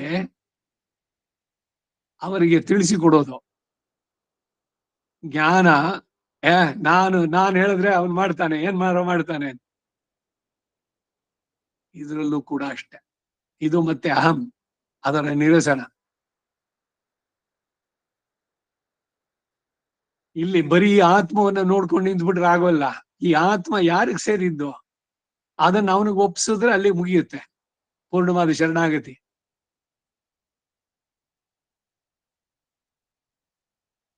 ಮುಕ್ತಿಗಾಗಿ ಪರಮಾತ್ಮ ಉಪಾಸನೆಯನ್ನ ಪೂರೈಸಿ ಅಲ್ಲಿಂದ ಹಾಗೆ ವೈಕುಂಠಕ್ಕೆ ಹೋಗ್ತಾನೆ ಎಂದು ಶಾಸ್ತ್ರಗಳಲ್ಲಿ ಹೇಳಿಬಿಟ್ಟಿದೆ ಎಂದು. ಅದೇ ಇಲ್ಲಿಯ ಮುಂದೆ 8ನೇ ಅಧ್ಯಾಯದಲ್ಲೂ ಇಲ್ಲಿ ಉಪಪಾದಿತವಾಗಿದೆ ಅಂತಾರೆ. ಪಟ್ಟಣವನ್ನು ಕುರಿತು ಹೋಗುವನು ವೃಕ್ಷದ ನೆರಳಿನಲ್ಲಿ ಸ್ವಲ್ಪ ಕಾಲ ವಿಶ್ರಮಿಸಿಕೊಂಡು ಹೋಗುವ ಹಾಗೆ ಕೈವಲ್ಯದಲ್ಲಿ ಸ್ವಲ್ಪ ಕಾಲ ಇದ್ದು ಅನಂತರ ಮುಂದಕ್ಕೆ ಪರಮಪದಕ್ಕೆ ಹೋಗ್ತಾನೆ. ಜಿಜ್ಞಾಸುವು ಯಾರು ಎಂಬುದು ಹಿಂದೆಯೇ 6ನೇ ಅಧ್ಯಾಯದ 44ರಲ್ಲಿ ಜಿಜ್ಞಾಸುರಪಿ ಯೋಗಸ್ಯ ಶಬ್ದ ಬ್ರಹ್ಮಾತಿ ವರ್ತತೆ ಅನ್ನೋದರಲ್ಲಿ ಸೂಚಿತ. ಪರಿಶುದ್ಧ ಆತ್ಮಸ್ವರೂಪ ಪ್ರಾಪ್ತಿ ಬೇಕು ಎಂಬ ಅಪೇಕ್ಷೆ ಉಳ್ಳವನು ಎಂಬ ಭಾವವು ಚೆನ್ನಾಗಿ ತೋರಿ ಬರುತ್ತೆ. ಇಂತಹ ಆತ್ಮ ಪ್ರಾಪ್ತಿಯನ್ನು ಕೋರುವ ಉಪಾಸಕನ ವಿಷಯ ಛಾಂದೋಗ್ಯದಲ್ಲಿ ಹೇಳಲ್ಪಟ್ಟಿದೆ. ಇವನು ಪಂಚಾಗ್ನಿ ವಿದ್ಯಾನಿಷ್ಠ ಎಂದು ಹೇಳಲ್ಪಡ್ತಾನೆ. ಯಾರು? ಜಿಜ್ಞಾಸು. ನಾಲ್ಕನೇವನು ಜ್ಞಾನಿ. ಮೇಲೆ ಉಪದೇಶಿಸಲ್ಪಟ್ಟಂತಹ ವಿಜ್ಞಾನ ಸಹಿತವಾದ ಜ್ಞಾನವುಳ್ಳವನು, ತತ್ವತ್ರಯ ಜ್ಞಾನವುಳ್ಳವನು, ತಾನು ಪರಮಾತ್ಮನಿಗೆ ನೈಜವಾದ ಶೇಷಭೂತ, ತನ್ನ ಸತ್ತ ಸ್ಥಿತಿ ಪ್ರವೃತ್ತಿಗಳೆಲ್ಲ ಆ ಪರಮಾತ್ಮ ಎತ್ತವಾದದ್ದು ಎಂದು ತಿಳಿದವನು, ತನಗೆ ಪ್ರಾರಬ್ಧ ಕರ್ಮಾನುಗುಣವಾಗಿ ಪ್ರಾಪ್ತವಾಗಿರುವ ಸಂಸಾರ ಬಂಧ ರೂಪ ಮಾಯಾ ತರಣಕ್ಕೆ ಆ ಪರಮ ಕಾರುಣಿಕನಾದ ಸತ್ಯ ಸಂಕಲ್ಪನಾದವನೇ ಪ್ರಾಪಕನು ಮತ್ತೆ ಅವನೇ ಪ್ರಾಪ್ಯನು ಎಂಬ ಈ ಜ್ಞಾನವುಳ್ಳವನು, ಭಕ್ತಿ ಯೋಗದಲ್ಲಿ ಇಳಿಯುವ ಹಾಗೆ ಮಾಡುವವನು, ತನ್ನನ್ನು ಸೇರಿಸಿಕೊಳ್ಳುವವನು ಶ್ರೀಯಪತಿಯೇ ಎಂದು ನಂಬಿದವನು. ಹೀಗೆ ಈ 4 ವಿಧ ಸುಕೃತಿಗಳು ನನ್ನನ್ನ ಶರಣಾಗತಿಯ ಮೂಲಕ ಆಶ್ರಯಿಸಿ ಉಪಾಸನ ಪ್ರತಿಬಂಧಕ ಪಾಪಗಳನ್ನೆಲ್ಲ ಜಯಿಸಿ ತಮ್ಮ ತಮ್ಮ ಮನೋರಥ ವಾಪ್ತಿಗಾಗಿ ನನ್ನನ್ನ ಉಪಾಸನೆ ಮಾಡ್ತಾರೆ. ಇಲ್ಲಿ ಆರ್ತನಿಗಿಂತ ಅರ್ಥಾರ್ಥಿ ಉತ್ತಮ, ಅರ್ಥಾರ್ಥಿಗಿಂತ ಜಿಜ್ಞಾಸು ಉತ್ತಮ, ಜಿಜ್ಞಾಸುವಿಗಿಂತ ಜ್ಞಾನಿ ಉತ್ತಮ ಎಂದು ಹೇಳಿದಂತಾಯ್ತು. ಆರ್ತನು ಅರ್ಥಾರ್ಥಿಯೂ ಸಹ ಐಶ್ವರ್ಯ ಕಾಮಿಗಳಾಗಿ, ಆರ್ತನು ತನಗೆ ತಪ್ಪಿ ಹೋದದ್ದನ್ನ ಪ್ರಾರ್ಥಿಸುವನಾಗಿ, ಅರ್ಥಾರ್ಥಿ ಇಲ್ಲದದ್ದನ್ನ ಮತ್ತೆ ಕೇಳುವಂತಹದ್ದು ಪ್ರಾರ್ಥಿಸುವನಾಗಿ ಇರುವಾಗ, ಇಬ್ಬರು ಕಾಮ್ಯ ಫಲವನ್ನು ಅಪೇಕ್ಷಿಸುವರಾಗಿರುವಾಗ ಆರ್ತನಿಗಿಂತ ಅರ್ಥಾರ್ಥಿ ಹೇಗೆ ಮೇಲು ಅಂತ ಕೇಳಿದ್ರೆ, ಆರ್ತನು ತನ್ನ ಹಿಂದಿನ ಸ್ಥಿತಿ ಮಾತ್ರ ದೊರೆತರೆ ಸಾಕು ಅಂತ ಪ್ರಾರ್ಥಿಸ್ತಾನೆ. ಅರ್ಥಾರ್ಥಿ ಆದ್ರೂ ತನಗೆ ಇದುವರೆಗೂ ಇದ್ದ ಸ್ಥಿತಿಗಿಂತ ಉತ್ತಮ ಸ್ಥಿತಿಯನ್ನು ಅಪೇಕ್ಷಿಸುವಂತಹದ್ದು.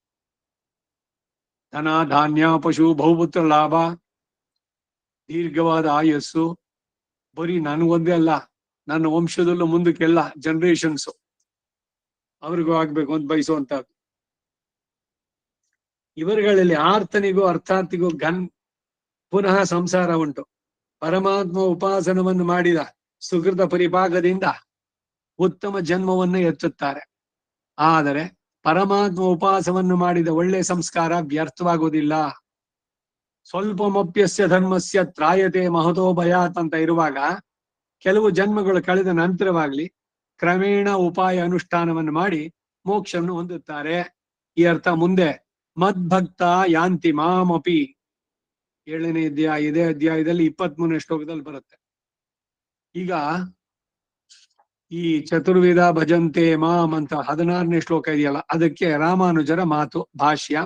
ಸುಕೃತಿನಃ ಪುಣ್ಯಕರ್ಮಾಣಃ ಮಾಂ ಶರಣಂ ಉಪಗಮ್ಯ ಮಾಮೇವ ಭಜಂತೆ ತೇಜ ಸುಕೃತ ತಾರತಮ್ಯೇನ ಚತುರ್ವಿಧಾಃ ಸುಕೃತ ಗರೀಯಸ್ತ್ವೇನ ಪ್ರತಿಪತ್ತಿ ವೈಶೇಷ್ಯಾತ್ ಉತ್ತರೋತ್ತರಾಧಿಕತಮಾ ಭವಂತಿ.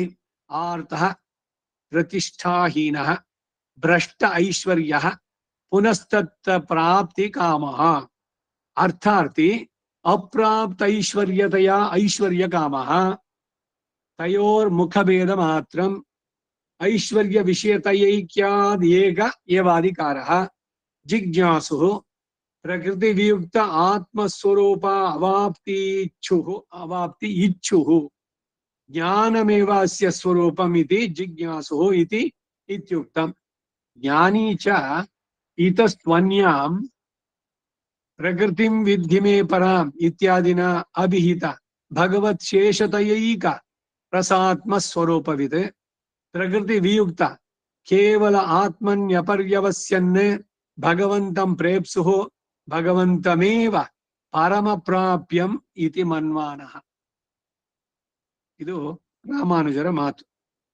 ಈಗ ಈ ಭಾಷ್ಯಕ್ಕೆ ಅರ್ಥ, ಹಿಂದೆ ಶರಣಾಗತಿಯನ್ನು ಮಾಡಿದವರು ದುಷ್ಕೃತಿಗಳು ಅಂತ ಹೇಳಿ ಈಗ ಸುಕೃತಗಳ ವಿಷಯವನ್ನು ಹೇಳೋದ್ರಿಂದ ಇಲ್ಲಿ ಭಜಂತೆ ಅಂತ ಹೇಳಿದ್ರು.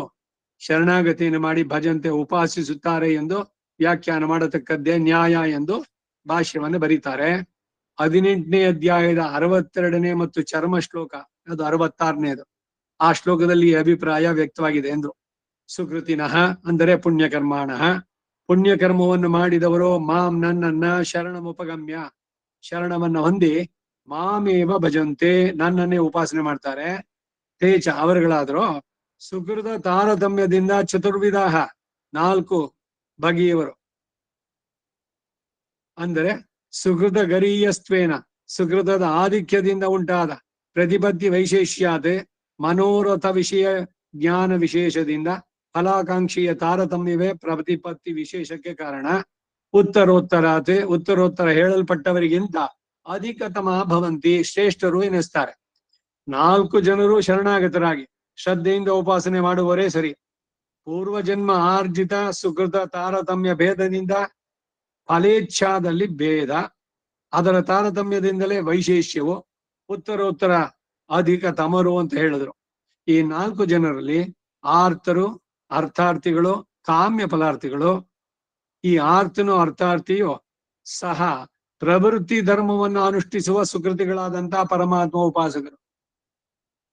ನ ಪ್ರವರ್ತಯ ಪಾಪಾನಿ ಪ್ರವೃತ್ತಾನಿ ನಿವೃತ್ತಯ ಅಂತಂದ್ರು ದಶಕದಲ್ಲಿ. ನನ್ನ ಪ್ರವೃತ್ತಿ ಪ್ರಾಪಂಚಿಕವಾದಿಂದ ನಿವೃತ್ತಿಗಳಲ್ಲಿ ಪ್ರವರ್ತಿಸಲಿ. ನ ಪ್ರವರ್ತಯ ಪಾಪಾನಿ, ಅದರಲ್ಲಿ ನಾನು ಪ್ರವರ್ತನೆ ಮಾಡದಂತೆ. ಯಾವುದರಲ್ಲಿ ಪ್ರವರ್ತನೆ ಆಗ್ಬೇಕು ಅಂದ್ರೆ ಇದರಿಂದ ಬಿಡಿಸ್ಕೊಳ್ಳೋದ್ರಲ್ಲಿ. ಅದನ್ನ ನೀನು ನನಗುಂಟು ಮಾಡು. ಈ ಸಂಸಾರದಲ್ಲಿ ಸುಖ ಇಲ್ಲ, ಇದನ್ನ ಬಿಟ್ಟು ಹೋಗಕ್ ಆಗೋಲ್ಲ. ಶರೀರ ಇರೋ ತನಕ ಇರಬೇಕು, ಶರೀರ ಇರೋ ತನಕ ತಿನ್ಬೇಕು, ಈ ಧರಿಸೋದಕ್ಕೆ ಒಂದು ವಸ್ತ್ರ ಬೇಕು, ಅದು ಬೇಕು. ಎಲ್ಲಿ ತನಕ? ಶರೀರ ಇರೋ ತನಕ. ಹಾಗಾಗಿ ಎಲ್ಲರನ್ನು ಬಿಟ್ಬಿಡ್ತೀನಿ, ಯಾರನ್ನು ಮಾತಾಡ್ಸೋದೇ ಇಲ್ಲ ಅಂತ ಅಲ್ಲ ವೈರಾಗ್ಯ ಅಂದ್ರೆ. ಅಟ್ಯಾಚ್ಮೆಂಟ್ಸ್ ಇದೆಯಲ್ಲ ಅದನ್ನು ಬಿಡಬೇಕು. ಹೆಂಡತಿ ಮಕ್ಕಳು ಕಾರಣರಾಗ್ತಾರೆ ಅಂತ ಹೆಂಡತಿ ಮಕ್ಕಳು ಅಂದ್ರೆ ಸಂಸಾರ ಅಂದ್ರು. ಯಾವ್ಯಾವ ವಸ್ತು ಅಂಟ್ಕೊಳ್ತಾನೋ ಎಲ್ಲವೂ ಸಂಸಾರನೇ, ಅದನ್ನು ಬಿಡಬೇಕು.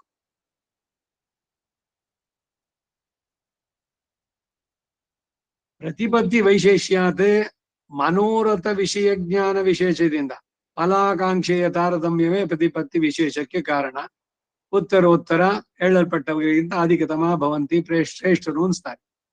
4 ಜನರು ಶರಣಾಗತರಾಗಿ ಶ್ರದ್ಧೆಯಿಂದ ಉಪಾಸನೆ ಮಾಡುವವರೇ ಸರಿ. ಪೂರ್ವ ಜನ್ಮಾರ್ಜಿತ ಸುಗ್ರ ತಾರತಮ್ಯ ಭೇದದಿಂದ ಫಲ ಇಚ್ಛೆಯಲ್ಲಿ ಭೇದ, ಅದರ ತಾರತಮ್ಯದಿಂದಲೇ ವೈಶೇಷ್ಯವು. ಉತ್ತರೋತ್ತರ ಅಧಿಕತಮರು ಅನ್ನೋ ಹೇಳಿದ್ರು. ಈ 4 ಜನರಲ್ಲಿ ಅರ್ಥಾರ್ಥಿ, ಕಾಮ್ಯ ಫಲಾರ್ಥಿಗಳು.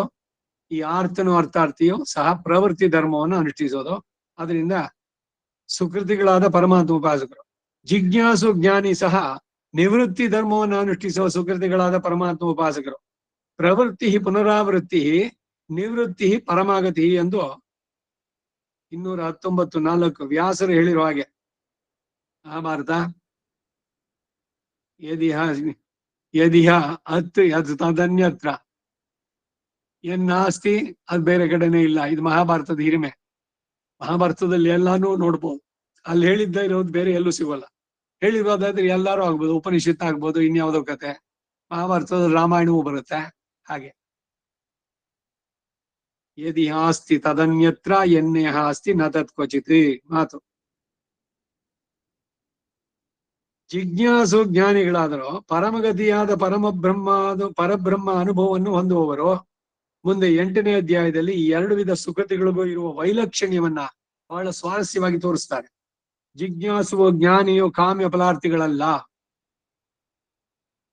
ಜಿಜ್ಞಾಸು ಮೋಕ್ಷಾರ್ಥಿ ಅಲ್ಲದ್ದರಿಂದ ಜ್ಞಾನಿಗಿಂತ ಉತ್ಕೃಷ್ಟತೆಯಲ್ಲಿ ಕಡಿಮೆ. ಯಾಕೆಂದ್ರೆ ಅವನ ಆತ್ಮಜ್ಞಾನ, ತನ್ನನ್ನ ತಾನು ನೋಡ್ಬೇಕು ಅನ್ನೋದನ್ನ ಪ್ರಧಾನವಾಗಿ ನೋಡ್ತಾನೆ.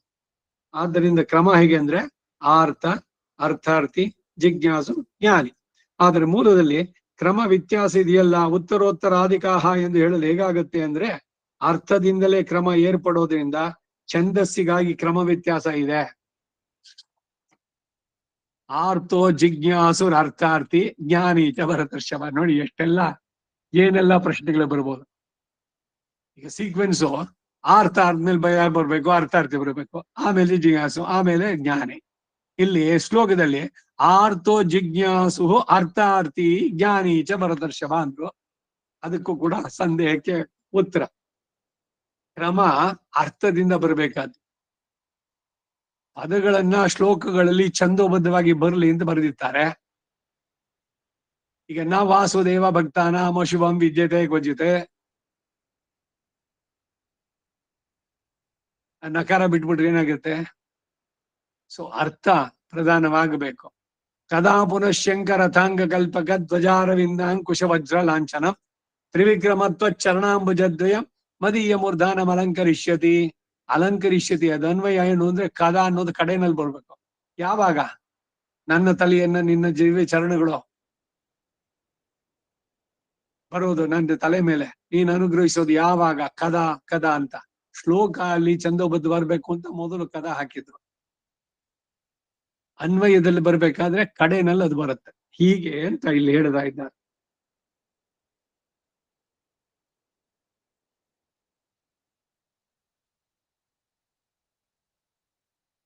ಅರ್ಥದಿಂದಲೇ ಕ್ರಮ ಏರ್ಪಡೋದ್ರಿಂದ ಛಂದಸ್ಸಿಗಾಗಿ ಕ್ರಮ ವ್ಯತ್ಯಾಸ ಇದೆ, ಅದು ಬಾಧಕವಲ್ಲ. ಈ ನಾಲ್ವರು ಯಾರು ಅಂದ್ರೆ ಆರ್ತಃ ಅಂದರೆ ಪ್ರತಿಷ್ಠಾಹೀನ, ಪ್ರತಿಷ್ಠೆಯನ್ನು ಕಳೆದುಕೊಂಡವನು. ಅಧಿಕ ಪ್ರಸಂಗಿ ಅಂತಾರೆ, ತಲೆ ಪ್ರತಿಷ್ಠೆ ಮಾತುಗಳೆಲ್ಲ ಕೇಳ್ತೀರಿ. ಭ್ರಷ್ಟೈಶ್ವರ್ಯನಾಗಿ ಪುನಸ್ತತ್ ಪ್ರಾಪ್ತಿ ಕಾಮನಾದವನು.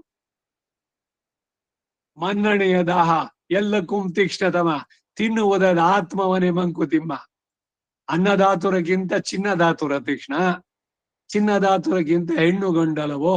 ಮನ್ನಣೆಯ ದಾಹ ಎಲ್ಲಕ್ಕೂ ತೀಕ್ಷ್ಣತಮ, ಆ ಮನ್ನಣೆಯ ದಾಹ ಆರ್ತ ಅಂದ್ರೆ ಐಶ್ವರ್ಯವನ್ನ ಕಳೆದುಕೊಂಡಿರೋದ್ರಿಂದ ಆರ್ತನಾಗಿ ಪುನಃ ಅದನ್ನು ಹೊಂದುವುದಕ್ಕಾಗಿ ಭಗವಂತನ ಉಪಾಸೋದು, ಇದು ಕೂಡ ಅದಕ್ಕಾಗ್ಬೋದು. ಇದಕ್ಕೆ ಧ್ರುವನು ನಿದರ್ಶನ. ಅಪ್ಪನ ತೊಡೆ ಮೇಲೆ ಕೂತ್ಕೋಬೇಕಾಗಿತ್ತು, ಅವಳು ಹೇಳುದು ನಾನು ಹೊಟ್ಟೆನಲ್ಲಿ ಹುಟ್ಟಿದ್ರೆ ನಿನ್ಗೆ ಯೋಗ್ಯತೆ ಸಿಗೋದು ಅಂತ. ಅದಕ್ಕೆ ಹೋಗ್ ಮಾಡ್ದ. ಆಮೇಲೆ ಧ್ರುವನ ಉದ್ಗಾರ ಕೇಳಿ, ನಾನೆಂತ ಮೂರ್ಖ, ನಾನು ಅಷ್ಟು ಚಿಕ್ಕ ವಯಸ್ಸಿನಲ್ಲೇನೆ ಇದು ಬರ್ದಾಗ ಒಂದೇ ಸಲಿ ನನಗೆ ಈ ಹುಟ್ಟು ಸಾವಿನ ಚಕ್ರ ಬಿಡಿಸು ಅಂತ ಕೇಳ್ಬಾರ್ದಾಗಿತ್ತೆ. ಸರಿ, ನೀನ್ ಹೋಗು ವಾಪಸ್ಸು, ನಿಮ್ಮ ಅಪ್ಪ ನಿನ್ನೇನ್ ಬಹಳ ಪ್ರೀತಿಯಿಂದ ಬರಮಾಡ್ಕೊಳ್ತಾನೆ, ಆಮೇಲೆ ನೀನೇ ರಾಜನಾಗ್ತೀಯ. ಇಲ್ಲಿ ಎಲ್ಲ ಏಕಚಕ್ರಾಧಿಪತ್ಯ, ಇಡೀ ಭೂಲೋಕ ಧ್ರುವನ ಆಡಳಿತ, ಅದು ಎಷ್ಟೋ ಸಹಸ್ರ ವರ್ಷಗಳು. ಅದಾದ ಮೇಲೆ ನೀನು ನಕ್ಷತ್ರವಾಗಿ ಇರೋ, ಈ ಕಲ್ಪಾಂತದಲ್ಲಿ ನಿನಗೆ ಆಮೇಲೆ ಮೋಕ್ಷ ಅಂತ. ಧ್ರುವ ನಕ್ಷತ್ರವಾಗಿ ಉತ್ತರ ದಿಕ್ಕಿನಲ್ಲಿ 13 ಡಿಗ್ರೀಸ್ಗೆ ಬರುವಂತಹದ್ದು ಧ್ರುವ ನಕ್ಷತ್ರ ನೋಡೋದಕ್ಕೆ. ವಿವಾಹದಲ್ಲಿ ವಸಿಷ್ಠ, ಅರುಂಧತಿ, ಧ್ರುವ ನಕ್ಷತ್ರಗಳ ದರ್ಶನ ಎಲ್ಲ ಎಷ್ಟು ಅರ್ಥಪೂರ್ಣವಾಗಿದೆ ಅಂತ ಯಾರಿಗ್ ಬೇಕು ಇವಾಗ? ಇವಾಗ ಯಾವ್ದು ಇಲ್ಲ, ಹಗಲೇ ಎಲ್ಲ ಮದುವೆ ಎಲ್ಲ ಆಗೋಗ್ಬಿಡುತ್ತಲ್ಲ, ರಾತ್ರಿ ಇರೋದೇ ಇಲ್ವಾ? ಅಷ್ಟೇ ಅಲ್ಲ, ಸೀದಾ ಯಾವ್ದೋ ಬಾಲಿನೋ ಮತ್ತೆ ಮಾರಿಷಸ್ ಎಲ್ಲ ಹೋಗಿ ಏನೋ ಹುಚ್ಚುತನ. ಅಂತೂ ಅರ್ಥಾರ್ಥಿ. ಇಲ್ಲಿ ಅರ್ಥ ಶಬ್ದದಿಂದ ದ್ರವ್ಯ ಮಾತ್ರವೇ ಹೇಳಲ್ಪಡಲಿಲ್ಲ, ಅರ್ಥನೀಯವಾದ ಭೋಗ ಸಂಪತ್ತೆಲ್ಲ ಹೇಳ್ತು, ಎಲ್ಲವೂ ಕೂಡ ಅದ್ರಲ್ಲಿ ಸೇರ್ತು. ಮಕ್ಕಳಿಲ್ಲದ್ದರಿಂದ ತತ್ಪ್ರಾಪ್ತಿಗಾಗಿ ಉಪಾಸಿಸುವನು ಕೂಡ ಅರ್ಥಾರ್ಥಿ. ಇವರಿಬ್ಬರು ಕಾಮ್ಯ ಫಲಾರ್ಥಿಗಳಾದ್ದರಿಂದ ಇಬ್ಬರಿಗೂ ತುಂಬಾ ತಾರತಮ್ಯ ಇಲ್ಲ ಅಂತ ಹೇಳ್ತಾರೆ. ತಯೋಹೋ, ಈ ಇಬ್ಬರಿಗೂ ಮುಖಭೇದ ಮಾತ್ರ, ಫಲಕಾಮನೆಯಿಂದ ಅಲ್ಪ ವ್ಯತ್ಯಾಸ ಮಾತ್ರನೇ. ಐಶ್ವರ್ಯ ವಿಷಯತೆಯ ಇಬ್ಬರು ಅಪೇಕ್ಷಿಸುವುದು ಐಶ್ವರ್ಯ ವಿಷಯವಾಗಿ ಸಾಮ್ಯ ಇರೋದ್ರಿಂದ ಏಕ ಏವ ಅಧಿಕಾರ, ಅಧಿಕಾರ ಒಂದೇ. ಕಾಮ್ಯ ಕರ್ಮಗಳು ಅಥವಾ ಐಹಿಕ ಭೋಗಗಳು ಅದನ್ನು ಬಯಸುವಂತವ್ರು, ಸೆನ್ಸರಿ ಪ್ಲೆಜರ್ಸ್, ಇಂದ್ರಿಯಕ್ಕೆ ಸೇರಿದಂತಹ ಇದರಲ್ಲಿ ಎಲ್ಲಾ ಕಂಫರ್ಟ್ಸು ಇರಬೇಕು, ಹಾಗೆ ಬಯಸುವಂತವ್ರು. ಒಬ್ಬನು ತಪ್ಪಿ ಹೋದ ಐಶ್ವರ್ಯವನ್ನ ಇನ್ನೊಬ್ಬನು ಇಲ್ಲದ ಐಶ್ವರ್ಯವನ್ನ ಬಯಸೋದ್ರಿಂದ ಮುಖಭೇದ ಮಾತ್ರ ಭೇದ ಎಂದು ಅವರಿಬ್ಬರು ಕಾಮ್ಯ ಫಲಾಕ್ಷಿಗಳಾಗಿ ಅವರಿಗೆ ಏಕ ಯುವಾಧಿಕಾರ ಅಂತ ಹೇಳಿದ್ರು. ಮೂರನೇದು ಜಿಜ್ಞಾಸು, ಅಂದರೆ ವಿಮರ್ಶಿಸಿ ತಿಳಿಯಲು ಇಚ್ಛೆ ಉಳ್ಳವನು. ಯಾವುದನ್ನ ಎಂಬ ವಿಷಯದಲ್ಲಿ ಹೇಳ್ತಾರೆ, ಪ್ರಕೃತಿ ವಿಯುಕ್ತ, ಪ್ರಕೃತಿಯಿಂದ ಬಿಡಲ್ಪಟ್ಟಂತಹ ಆಪ್ತರು ಆತ್ಮರೂಪ, ಆತ್ಮರೂಪ ಅವಾಪ್ತಿ ಇಚ್ಛುಹು, ಆತ್ಮಸ್ವರೂಪವನ್ನು ಹೊಂದಬೇಕು ಎಂಬ ಅಪೇಕ್ಷೆ ಉಳ್ಳವನು. ಕೈವಲ್ಯ ಪ್ರಾಪ್ತಿಯನ್ನು ಅಪೇಕ್ಷಿಸುವನು. ಕೈವಲ್ಯ ಎಂಬ ಸ್ಥಾನ ವಿಶೇಷ ಕೆಲವರು ಹೇಳುವಾಗೆ ವೈಕುಂಠ ಅಲ್ಲ, ಅಲ್ಲಿ ಭಗವದ್ ಉಪಾಸನೆ ಮಾಡಿ ಮುಂದಕ್ಕೆ ಪರಮಪದಕ್ಕೆ ಹೋಗುತ್ತಾನೆ ಅಂತ ತಿಳಿಯತಕ್ಕದ್ದು. ಜಿಜ್ಞಾಸು ಶಬ್ದಕ್ಕೆ ತಿಳಿಯಬೇಕೆಂಬ ಅಪೇಕ್ಷೆ ಉಳ್ಳವನು ಎಂಬ ಅರ್ಥ ಆದ್ರೆ ಪರಮಾತ್ಮನ ಸ್ವರೂಪ ಯಾಥಾತ್ಮ್ಯವನ್ನು ತಿಳಿಯಬೇಕು ಎಂಬುದು ಎಂದಾಗಲಿ, ಅಥವಾ ಭಕ್ತಿ ಶ್ರದ್ಧಾ ರಹಿತನಾಗಿ ಭಗವಂತನ ಸ್ವರೂಪವನ್ನು ಮಾತ್ರ ತಿಳಿಯಬೇಕು ಎಂಬ ಕುತೂಹಲ ಉಳ್ಳವನಾಗಿ ಯಾಕೆ ಅರ್ಥ ಮಾಡಬಾರ್ದು ಹೀಗೆ ಅಂತ ಕೇಳ್ಬೋದು. ಅದು ಅಲ್ಲದೆ ಮತ್ಸ್ಯ ಪುರಾಣ, ಆ ಮತ್ಸ್ಯ ಪುರಾಣ 77-49ರಲ್ಲಿ ಯೂಯಂ ಜಿಜ್ಞಾಸವೋ ಭಕ್ತಾಹ ಎಂದು ಜಿಜ್ಞಾಸು ಶಬ್ದದಿಂದ ಪರಮಾತ್ಮನ ಭಕ್ತನೇ ಹೇಳಲ್ಪಟ್ಟಿದ್ದಾನೆ. ಹೀಗೆ ಶಂಕೆ ಉಂಟಾದೀತು ಎಂದು ಭಾವಿಸಿ ಪ್ರಕೃತಿ ವಿಯುಕ್ತ ಜೀವಾತ್ಮ ಸ್ವರೂಪ ಪ್ರಾಪ್ತಿಯನ್ನು ಅಪೇಕ್ಷಿಸುವನು ಎಂದು ವ್ಯಾಖ್ಯಾನ ಮಾಡಿ ಅದಕ್ಕೆ ಕಾರಣವನ್ನು ಹೇಳ್ತಾರೆ. ರಾಮಾನುಜರು ಯಾಕೆ ಅಪದ ಹಾಕಿದ್ರು ಅನ್ನೋದು ಕೇಳ್ತಾ ಇದ್ದಾರೆ. ಜ್ಞಾನಮೇವ ಅಸ್ಯ ಸ್ವರೂಪಂ ಇತಿ, ಜ್ಞಾನವೇ ಈ ಜೀವಾತ್ಮನ ನೈಜವಾದ ಸ್ವರೂಪವಾದ್ದರಿಂದ ಜಿಜ್ಞಾಸುರಿತ್ಯುಕ್ತಂ, ಜಿಜ್ಞಾಸು ಎಂದು ಇದು ಅಧಿಕಾರಿ ಹೇಳಲ್ಪಟ್ಟ. ಈ ಅಧಿಕಾರಿ ಜ್ಞಾನಿಯು ಅವಲಂಬಿಸುವ ಬ್ರಹ್ಮವಿದ್ಯೆಯ ಅಂಗವಾಗಿ ಅನೇಕ ಕಡೆಗಳಲ್ಲಿ ಸ್ತುತಿಯಲ್ಲೂ ಮತ್ತು ಈ ಗೀತೆಯಲ್ಲೇ 6ನೇ ಅಧ್ಯಾಯದಲ್ಲೇ ಜೀವಾತ್ಮ ಯಾಥಾತ್ಮ್ಯ ದರ್ಶನ ಪರಮ ಭೋಗ್ಯ ರೂಪವಾಗಿ ಹೇಳಲ್ಪಟ್ಟಿದೆ. ಈ 4 ವಿಧ ಅಧಿಕಾರಿಗಳಲ್ಲಿ ಈತನೂ ಒಬ್ಬನಾಗಿ ಹೇಳಲ್ಪಟ್ಟಿರಬೇಕಾಗಿರೋದ್ರಿಂದ ಆತ್ಮನು ಜ್ಞಾನ ಸ್ವರೂಪನಾಗಿರುವುದರಿಂದಲೂ ಜಿಜ್ಞಾಸು ಪ್ರಕೃತಿ ವಿಯುಕ್ತವಾದ ಆತ್ಮ ಸ್ವರೂಪ ಪ್ರಾಪ್ತಿಯನ್ನು ಅಪೇಕ್ಷಿಸುತ್ತಾನೆ ಎಂದು ವ್ಯಾಖ್ಯಾನ ಮಾಡಬೇಕಾಗತ್ತೆ. ಈ ಜಿಜ್ಞಾಸುವಿನ ವಿಷಯವೆಲ್ಲ 8ನೇ ಅಧ್ಯಾಯದಲ್ಲಿ ವಿಸ್ತರಿಸಿ ಹೇಳಲ್ಪಟ್ಟಿದೆ. 4ನೇದು ಜ್ಞಾನೀಚ ಅಪರೇಯ ಮಿತಸ್ತ್ವನ್ಯಾಂ ಪ್ರಕೃತಿಂ ವಿದ್ಧಿ ಮೇ ಪರಾಂ. ಗೀತೆ ಹಿಂದೆ ಬಂದಿದ್ದ ಶ್ಲೋಕ 7ನೇ ಅಧ್ಯಾಯದ 5ನೇ ಶ್ಲೋಕ. ಇತ್ಯಾದಿನ ಎಂಬಿವ ಮೊದಲಾದವುಗಳಿಂದ ಅಭಿಹಿತ ಹೇಳಲ್ಪಟ್ಟಂತ ಭಗವತ್ ಶೇಷತೈಕ ರಸಾತ್ಮ ಸ್ವರೂಪವಿತ್, ಭಗವಂತನಿಗೆ ಶೇಷಬುಧನಾಗಿ ಮುಖ್ಯ ಆನಂದ ಸ್ವರೂಪ ಎಂದು ಆತ್ಮ ಸ್ವರೂಪವನ್ನು ತಿಳಿದವನು.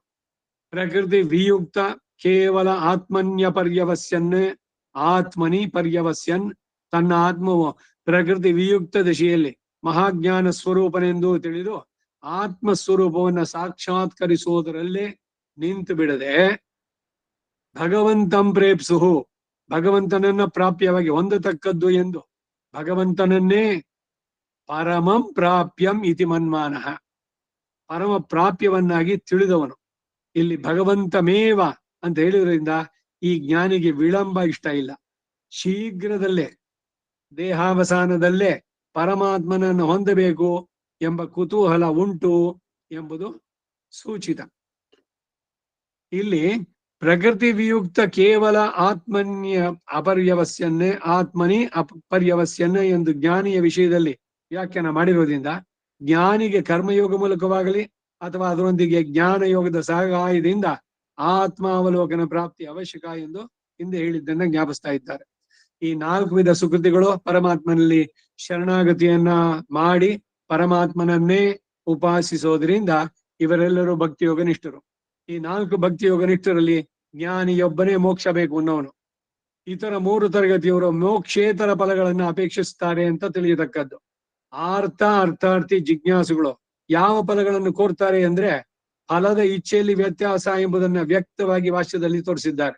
ಆದರೆ ಜಿಜ್ಞಾಸು ಆತ್ಮ ಪ್ರಾಪ್ತಿಯನ್ನು ಅಪೇಕ್ಷಿಸಿದ್ರು ಆತನಿಗೆ ಪುನರಾವೃತ್ತಿ ಇಲ್ಲ ಎಂದು ಮುಂದೆ ಹೇಳಲ್ಪಡುತ್ತೆ. ಆತ್ಮ ಪ್ರಾಪ್ತಿಯನ್ನು ಹೊಂದಿದ ನಂತರ ಮೋಕ್ಷ ಪ್ರಾಪ್ತಿಯನ್ನು ಹೊಂದುವವನು, ಆದ್ದರಿಂದ ವಿಳಂಬವನ್ನು ಸಹಿಸುವವನು. ದೃಪ್ತ, ಆರ್ಥ ದೃಪ್ತ ಅನ್ನೋ ಪದ ನೆನ್ನೆ ನೋಡಿದ್ವಿ. ಜ್ಞಾನಿಯಾದರೂ ಹಾಗೆ ವಿಳಂಬವನ್ನು ಸಹಿಸದವನಾದ್ದರಿಂದ ಆತನಿಗೆ ಪರಬ್ರಹ್ಮ ಪ್ರಾಪ್ತಿಯು ಸಾಕ್ಷಾತ್ತಾಗಿ ಲಭಿಸುತ್ತೆ. ಇದನ್ನು ಅರ್ಜುನ ಗ್ರಹಿಸಿದ್ರು ಕೂಡ 12ನೇ ಅಧ್ಯಾಯದಲ್ಲಿ ಜ್ಞಾನಿಯಾಗಿ ಮುಕ್ತಿ ಹೊಂದುವುದಕ್ಕೆ ಮನಸ್ಸಿನ ಐಕಾಂತ್ಯ ಅವಶ್ಯಕವಾಗಿ ಅದನ್ನು ಹೊಂದುವುದು ಕಷ್ಟವಾಗಿ ತೋರಿ ಜಿಜ್ಞಾಸವಾಗಿ ನಿನ್ನನ್ನು ಬಂದು ಸೇರುವುದು ಅನುಕೂಲವೇ ಎಂದು ಪ್ರಶ್ನಿಸ್ತಾನೆ. ಇದು ಅಷ್ಟು ಅನುಕೂಲವಾದದ್ದಲ್ಲ ಅಂತ ಅಲ್ಲಿ ಹೇಳ್ತಾರೆ. ಮಿಕ್ಕ ಇಬ್ಬರಿಗೂ ಪುನರಾವೃತ್ತಿ ಉಂಟು. ಮೋಕ್ಷಾಪೇಕ್ಷೆಯಿಂದ ಭಗವಂತನನ್ನು ಆಶ್ರಯಿಸುವ ಜ್ಞಾನಿಯು ವಿಷಯದಲ್ಲಿ ಭಗವಂತನು ಪ್ರೀತನಾಗುವುದರಿಂದ ಆತನು ತಾನಾಗಿಯೇ ಪ್ರಾರ್ಥನೆ ಇಲ್ಲದೇನೆ ಐಹಿಕ ಸುಖವನ್ನು ಕೊಡಬಹುದು. ತಸ್ಮಿನ್ ಪ್ರಸನ್ನೆ ಕಿಂ ಇಹ ಅಸ್ತಿ ಅಲಭ್ಯಂ, ಕಿಮಿಹಾಸ್ತಿ ಅಲಭ್ಯಂ. ಚತುರ್ವಿಧ ಪುರುಷಾರ್ಥಗಳು ಆತನ ಅನುಗ್ರಹದಿಂದ ಉಂಟಾಗ್ಬೋದು. ಇದಕ್ಕೆ ಕುಚೇಲನ ವೃತ್ತ ಅಂತ ನಿದರ್ಶನ ಅಂದ್ರು. ಹೋಗ್ನಲ್ಲ ಅವನು ಕೇಳದ್ನ, ಅವನು ಕುಚೇಲ ಕೇಳದೆ ಇದ್ರೆ ಕೊಡ್ತಾನೆ, ಕೇಳಿದ್ದಕ್ಕಿಂತ ಹೆಚ್ಚಿಗೆ ಕೊಡ್ತಾನೆ. ಹಳ್ಳಿ ಹಳ್ಳಿ ಕೊಡುಪ್ಪ ಅಂತಾರೆ. ಹೀಗೆ ಭಗವಂತನನ್ನು, ಅದಕ್ಕಾಗಿ ಇದನ್ನೆಲ್ಲ ಕೇಳೋದು ಬೇಡ ಅಂತಾರೆ. ಈ ಆಳ್ವಾರ್ ಹೇಳೋದು ಕೂರು ಶೋರಿ ವೈ ವೇಂಡೇನ್, ನೀನ್ ಹೆಂಗಿಟ್ರೆ ಎಲ್ಲಿದ್ರೆ ಅಷ್ಟು. ಆ ಹೆಂಡು ಕುಡ್ಕಾರತ್ನ 7 ಕಾಳಕ್ 1 ದೂರು, ತಲೆ ಮ್ಯಾಗ 1 ಸೂರು, ಮಲಗೋಕೆ ಭೂಮಿ ತಾಯಿ ಮಂಚ, ಕೈ ಇಡ್ದವ್ಳು ಪುಟ್ನಂಚಿ, ನಗನಗ್ತಾ ಉಪ್ಗಂಚಿ ಕೊಟ್ರಾಯ್ತು ರತ್ನನ್ ಪ್ರಪಂಚ. ಇದಲ್ಲ ಜೀವನದ ಗುರಿ ಅಂತ ಬಹಳ ಸುಂದರವಾಗಿ ವಿಶಿಷ್ಟಾದ್ವೈತವನ್ನ ಜಿ.ಪಿ. ರಾಜರತ್ನ ಬರೆದಿದ್ದಲ್ಲಿ.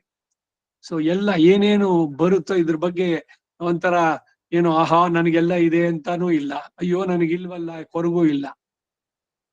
ಸೆಕೆಂಡರಿ ಇಂಪಾರ್ಟೆನ್ಸ್ ಪ್ರಾಪಂಚಿಕವಾದ ವಿಷಯಗಳಲ್ಲಿ ಭಗವಂತ ಕೊಟ್ಟಿದ್ರಲ್ಲಿ ಆನಂದ, ತನ್ಮಯತೆ, ಬಾಳು ಹೇಗೆ ಬಂದ್ರೆ ಹಾಗೆ ಅದನ್ನ ಅನುಭವಿಸು. ದೇವರೇನ್ರ ಕೊಡ್ಲಣ್ಣ, ಕೊಡದಿದ್ರೆ ಬಿಡ್ಲಣ್ಣ. ನಾವೆಲ್ಲ ಅವನಿಗೆ ಬಚ್ಚ, ಅವನ್ ಹಾಕಿ ತಾಳದಂಗೆ, ಕಣ್ಣು ಮುಚ್ಕೊಂಡು ಏಳ್ದಂಗೆ ಎಲ್ಲ ಅವನಿಗೆ ಒಪ್ಪಿಸ್ಬಿಟ್ರೆ ಅವನಿಗೆ ಗೊತ್ತು ಯಾರಿಗೇನು, ಯಾವಾಗ, ಎಲ್ಲಿ, ಹೇಗೆ, ಎಷ್ಟು ಎಲ್ಲ ಅವನಿಗೆ ಗೊತ್ತಿದೆ, ಕೊಡ್ತಾನೆ. ಈ ಸ್ಥಿತಿಯನ್ನ ಮನಸ್ಸಿನಲ್ಲಿ ಪಡೆದವನು ಭಗವಂತನ ಕಡೆನಲ್ಲಿ ಸಮಾಧಾನ ಚಿತ್ತದಿಂದ ಅವನು ಕಾನ್ಸಂಟ್ರೇಟ್ ಮಾಡೋಕ್ ಸಾಧ್ಯವಾಗತ್ತೆ. ಯಾವಾಗ ಈ ಐಹಿಕ ಭಯಗಳ ಬಗ್ಗೆ ಅತಿಯಾದಂತಹ ಒಲವು ಇಲ್ಲವೋ ನೋಡಿ, ಸಹಜವಾಗಿ ಅವನಿಗೆ ಆತ್ಮಜ್ಞಾನ ಮತ್ತೆ ಭಗವಂತನ ಬಗ್ಗೆ ವಿಷಯವಾಗಿ ತಿಳಿಬೇಕು. ಆ ತಿಳಿದ ಮೇಲೆ ಅವನನ್ನ ನೋಡ್ಬೇಕು ಅನ್ನೋ ಬಯಕೆ, ಅವನನ್ನು ಸೇರ್ಬೇಕು, ಅವನಿಗೆ ಕೈಂಕರ್ಯ ಮಾಡಬೇಕು. ಕದಾನು ಸಾಕ್ಷಾತ್ಕರವಾಣಿ ಚಕ್ಷುಷ ಕದಾಹಂ ಐಕಾಂತಿಕ ನಿತ್ಯ ಕಿಂಕರಃ. ಅದಕ್ಕೆ ಈ ಸ್ತೋತ್ರರತ್ನ ಪ್ರತಿದಿನಾನು ಅನುಸಂಧಾನ ಮಾಡಬೇಕು. ಅಷ್ಟು ಸುಂದರವಾಗಿ ಭಗವಂತನಲ್ಲಿ ಅವರ ಆತ್ಮ ನಿವೇದನೆ ಇದೆ. 17ನೇ ಶ್ಲೋಕ. ತೇಷಾಂ ಜ್ಞಾನಿ ನಿತ್ಯಯುಕ್ತ ಏಕಭಕ್ತಿರ್ವಿಶಿಷ್ಯತೆ ಪ್ರಿಯೋ ಹಿ ಜ್ಞಾನಿನು ಅತ್ಯರ್ಥಮಹಂ ಸ ಚ ಮಮ ಪ್ರಿಯ. ಮೂಲಕ್ಕೆ ಅರ್ಥ: ಇತರ 3 ಜನರು ಪರಮ ಪ್ರಾಪ್ಯನಾದ ತನ್ನನ್ನು ಬಿಟ್ಟು ಇತರ ಪುರುಷಾರ್ಥಗಳನ್ನು ಪ್ರಾರ್ಥಿಸೋದ್ರಿಂದ ಜ್ಞಾನಿಯಾದರು ತನ್ನನ್ನೇ ಪರಮ ಪ್ರಾಪ್ಯವನ್ನಾಗಿ ಪ್ರಾರ್ಥಿಸುವುದರಿಂದ ಜ್ಞಾನಿಯೇ ಸರ್ವಶ್ರೇಷ್ಠತಮ ಅಂತ ಹೇಳ್ತಾರೆ. ಆ ಜ್ಞಾನಿಗೆ ನಾನು ಪ್ರಿಯತಮ, ಆ ಕಾರಣದಿಂದ ನನಗೂ ಆತನು ಪ್ರಿಯತಮ ಎಂದು ಹೇಳ್ತಾರೆ. ನೀವು ಒಬ್ಬರನ್ನ ಪ್ರೀತಿಯಿಂದ ವಿಶ್ವಾಸದಿಂದ ಮಾತಾಡಿಸಿದ್ರೆ ಅವರು ಪ್ರತಿಸ್ಪಂದಿಸ್ತಾರೆ. ಭಗವಂತನನ್ನ ನಂಬಿ ಅವನಿದ್ದಾನೆ, ಅವನಲ್ಲಿ ಮಾತಾಡಿ ಸಂತೋಷವಾದಾಗ ಅವನ ಹತ್ರ ಹೋಗಿ ಹೇಳಿ, ಪ್ರತಿಸ್ಪಂದಿಸ್ತಾನೆ. ನಾವು ಭಗವಂತ ಇದ್ದಾನೋ ನಮ್ಗೆ, ನಾವು ಕೇಳಿದ್ದೆಲ್ಲ ಕೊಡ್ತಾ ಇದ್ರೆ ಸಾಕು. ಏನು ಅವನು ತುಪ್ಪ ದೀಪ ಹಚ್ಚಬೋಣ, ತೆಂಗಿನಕಾಯಿ ಹೊಡಿಯೋದು, ಹಣ್ಣುಗಳನ್ನು ತಂದಿಡೋದು, ಇನ್ನೇನೋ ಮಾಡೋದು, ಅದರಿಂದ ಅಷ್ಟೇ. ನಾ ಕೇಳಿದ್ದವನು ಕೊಡ್ತಾ ಇದ್ರೆ ಸಾಕು, ಅವನ್ ಬೇಕಿಲ್ಲ ನಮಗೆ. ಅದನ್ನು ಬಿಟ್ಟು ನಿಜವಾಗ್ಲೂ ಅವನು ಯಾರು, ಅವನ ಬಗ್ಗೆ ತಿಳಿಯೋಣ. ಅದಕ್ಕಾಗಿ ಓದೋಣ ಅವನಿಗೆ ಸಂಬಂಧಪಟ್ಟಂತ ಗ್ರಂಥಗಳು, ಇತಿಹಾಸ, ಪುರಾಣ, ಆದಿ, ಸ್ತೋತ್ರ ಸಾಹಿತ್ಯ, ಎಲ್ಲದರಲ್ಲೂ ಕೂಡ ಹೆಚ್ಚು ಹೆಚ್ಚು ಅವನನ್ನ ತಿಳಿಯಬೇಕು ಅನ್ನೋ ಬಯಕೆ ಅದು ಉಂಟಾಗಬೇಕು.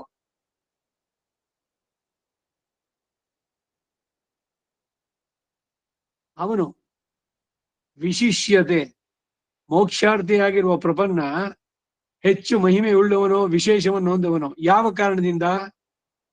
ಅದೇನು ಆತನಲ್ಲಿ ಅಷ್ಟು ಮಹಿಮೆ ಅಂತ ಅಂದ್ರೆ, ಆತನು ನಿತ್ಯಯುಕ್ತ, ಸದಾ ನನ್ನನ್ನೇ ಧ್ಯಾನಿಸ್ತಾನೆ. ಪ್ರಾಪ್ಯನಾದ ನನ್ನನ್ನು ಹೊಂದುವ ತನಕ ತದನಂತರವೋ ನನ್ನಲ್ಲಿಯೇ ಯಾವಾಗಲೂ ಸಕ್ತವಾದ ಮನಸ್ಸುಳ್ಳವನು. ಯೋ ನಿತ್ಯಂ ಅಚ್ಯುತ ಪದಾಂಬುಜ ಯುಗ್ಮ ರುಕ್ಮಂ ವ್ಯಾಮೋಹತಃ ತದಿತರಾಣಿ ತೃಣಾಯ ಮೇನೆ. ನೋಡಿ ರಾಮಾನುಜರ ವೃತ್ತ ಅಂತ. ಬೇರೆ ಎಲ್ಲವನ್ನು ತೃಣಕ್ಕೆ ಸಮನಾಗಿ ಕಂಡಿದ್ದು, ಭಗವಂತನಲ್ಲಿ ವಿಶೇಷವಾದಂತಹ ವಾತ್ಸಲ್ಯ, ನಿರತಿಶಯವಾದಂತ.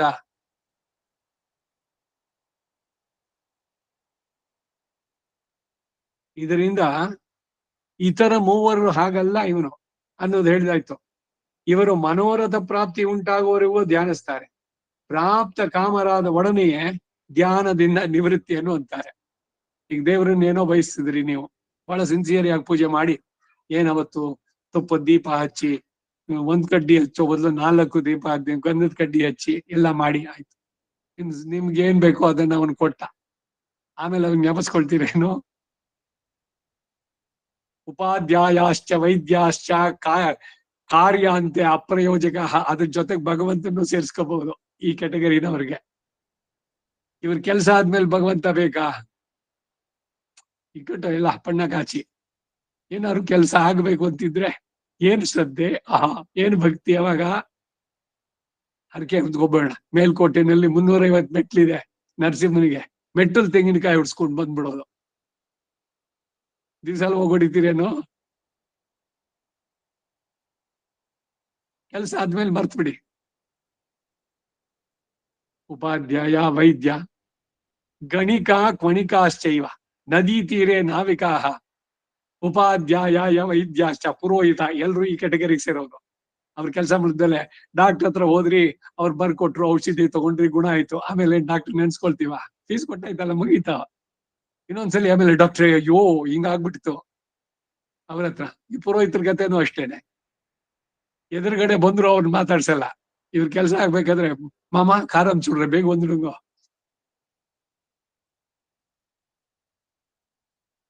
ಭಗವಂತನ ಕಥೆನೂ ಅಷ್ಟೇ.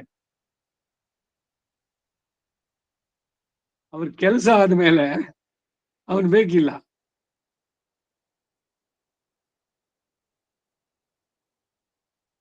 ಪ್ರಾಪ್ತ ಕಾಮರಾದವನು ಒಡನೆಯೇ ಭಗವಂತನ ಧ್ಯಾನದಿಂದ ನಿವೃತ್ತಿಯನ್ನು ಅಂತಾರೆ. ಇನ್ನೂ ಆತನಲ್ಲಿ ವಿಶೇಷ ಏನಂದ್ರೆ ಏಕಭಕ್ತಿ, ನಾನೇ ಪ್ರಾಪ್ಯ ರೂಪವಾದ ಫಲವಾಗಿಯೋ ನಾನೇ ಉಪಾಸ್ಯನಾಗಿಯೋ ಇರೋದ್ರಿಂದ ನನ್ನೊಬ್ಬನಲ್ಲೇ ಭಕ್ತಿ ಉಳ್ಳವನು ಜ್ಞಾನಿ. ಇಲ್ದಿದ್ರೆ ನಾವು ಬೇರೆಯವರನ್ನು ನೋಡೋಣ, ಬ್ರಾಡ್ ಮೈಂಡ್ ಇರ್ಬೇಕು, ಸೆಕ್ಯುಲರ್ ಔಟ್ಲುಕ್ ಮಣ್ಣು.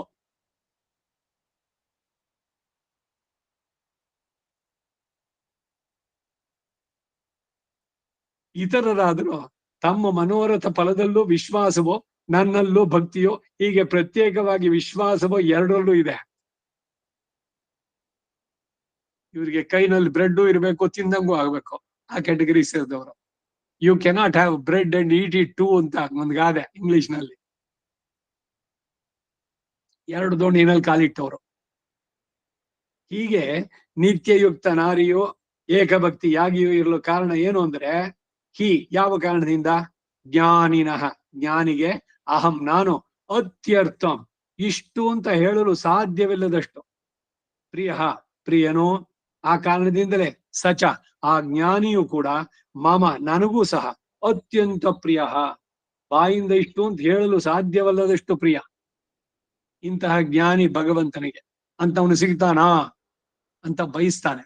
ಅದಕ್ಕೆ ವೈಕುಂಠದಕ್ಕೆ ಬಂದ್ರೆ ಇವರು ಅರ್ಚಿರಾದಿ ಮಾರ್ಗದಲ್ಲಿ ಆದಿವಾಹಿಕರು, ಅಮಾನುಷ ಇವರೆಲ್ಲ ಬಂದ ಮೇಲೆ, ಅಯ್ಯೋ ಎಷ್ಟು ಕೋಟಿ ಜನ್ಮದಿಂದ ನಿನಗಾಗಿ ನಾನು ಕಾಯ್ತಾ ಇದ್ದೆ, ಕಡೆಗೂ ಬಂದ್ಬಿಟ್ಯಾ, ಇವನಿಗಿಂತ ಅವನೇ ಹೆಚ್ಚು ಸಂತೋಷ ಪಡೋನಂತೆ ಭಗವಂತ. ಹಾಗೆ ಇವನು ಜ್ಞಾನಿ. ಅತ್ಯರ್ಥಂ ಪ್ರಿಯ, ಅನ್ಯ ದೇವತಾ ಭಜನೆ ಇಲ್ಲದವನಾಗಿ ಇಷ್ಟೆಂದು ಹೇಳಲು ಸಾಧ್ಯವಿಲ್ಲದಷ್ಟು ಪ್ರೀತಿಯನ್ನ ನನ್ನಲ್ಲಿ ಇಟ್ಟಿರುವವನಾಗಿರೋದ್ರಿಂದ ಆತನು ಇವರೆಲ್ಲರಿಗಿಂತಲೂ ಶ್ರೇಷ್ಠ. ಆದ್ದರಿಂದಲೇ ಅವನಲ್ಲಿ ನನಗೆ ಪ್ರೀತಿ ಇಷ್ಟು ಅಂತ ಹೇಳಲು ಅಳವಿಲ್ಲ. ಮಿಕ್ಕ 3 ಮಂದಿಗಳು ಪ್ರಿಯರೇ, ಆದರೆ ಈ ಜ್ಞಾನಿಯಲ್ಲಾದ್ರೂ ನನಗೆ ಪ್ರೀತಿಯ ಅತಿಶಯ ನಿರುಪಮವಾದದ್ದು ಎಂಬ ಭಾವ. ಏತಕ್ಕೆ ನಿರುಪಮ ಅಂದರೆ, ವಿವೇಕದಿಂದ ಯಾವುದು ಸರ್ವೋತ್ಕೃಷ್ಟವೋ ಅದನ್ನೇ ಅಪೇಕ್ಷಿಸಿ ನನ್ನನ್ನೇ ಉಪಾಸಿಸುತ್ತ, ಆದ್ದರಿಂದ ತುಂಬಾ ವಿವೇಕಿಯಾದ್ದರಿಂದ ಆತನು ನನಗೆ ಅತ್ಯಂತ ಪ್ರಿಯ. ಇತರರನ್ನು ಬಿಟ್ಟು ನನ್ನನ್ನೇ ಆಶ್ರಯಿಸಿದ್ದು ಒಂದು ದೊಡ್ಡ ವಿವೇಕ. ಅದರಲ್ಲೂ ನನ್ನನ್ನು ಆಶ್ರಯಿಸಿ ನಿರತಿಶಯವಾದ ಚ್ಯುತಿ ಇಲ್ಲದ ನಿಶ್ರೇಯಸ್ಸನ್ನು ಪ್ರಾರ್ಥಿಸಿದ್ದರಿಂದ ಆ ವಿವೇಕದ ಮಹತ್ವ ಇಷ್ಟು ಅಂತ ಹೇಳಲು ಸಾಧ್ಯವಿಲ್ಲ. ಆದ್ದರಿಂದ ವಿಭೀಷಣೋ ಮಹಾಪ್ರಾಜ್ಞ, ಬರೀ ಪ್ರಾಜ್ಞ ಅಲ್ಲ, ಅವನು ಮಹಾಪ್ರಾಜ್ಞ ವಿಭೀಷಣ ಎಂದು ಮಹರ್ಷಿ ಹೇಳಿರೋ ಹಾಗೆ ಆತನು ನನಗೆ ಅತ್ಯಂತ ಪ್ರಿಯ, ಅತ್ಯರ್ಥ ಪ್ರಿಯ. ಈ ಶ್ಲೋಕದ ಅಭಿಪ್ರಾಯವೇ ಮೋಕ್ಷ ಧರ್ಮ 350ನೇ ಅಧ್ಯಾಯದಲ್ಲಿ ವ್ಯಕ್ತ. ಮಹಾಭಾರತ. ಚತುರ್ವಿಧ ಮಮ ಜನ ಭಕ್ತ ಏವ ಹಿತೇ ಶ್ರುತಂ ತೇಷಾಂ ಏಕಾಂತಿನ ಶ್ರೇಷ್ಠಾಃ ಯೇ ಚೈವ ಅನನ್ಯ ದೇವತಾಃ ಅಹಮೇವ ಗತಿಸ್ತೇಷಾಂ ನಿರಾಶೀಃ ಕರ್ಮಕಾರಿಣಾಃ ಯೇ ಚ ಶಿಶ್ವಾಸ್ತ್ರಯೋ ಭಕ್ತಾಃ ಫಲಕಾಮ ಹಿತೇ ಮತಾಃ ಸರ್ವೇ ಚ್ಯವನ ಧರ್ಮಾಣಃ ಪ್ರತಿಬುದ್ಧ್ಯಸ್ತು ಮೋಕ್ಷಭಾಕ್. ಮೋಕ್ಷ ಧರ್ಮ 33, 34, 35 ಶ್ಲೋಕಗಳು ಎಂದು ಹೇಳಿ, ಜ್ಞಾನಿಯೊಬ್ಬನೀಗ ಮಹಾಪ್ರಾಜ್ಞ, ಮಿಕ್ಕ 3 ಮಂದಿ ಇರೋ ಜಾರದವರೇ ಅಂದ್ರೆ ಉಪದೇಶಿಸಲ್ಪಟ್ಟತ್ತೆ. ಜಿಜ್ಞಾಸುವು ಇಲ್ಲಿಗೆ ಪುನಃ ಬಾರದೆ ಸ್ವಲ್ಪ ಕಾಲ ಕೈವಲ್ಯದಲ್ಲಿದ್ದು ಅನಂತರ ಮೋಕ್ಷ ಹೊಂದುತ್ತಾನೆ.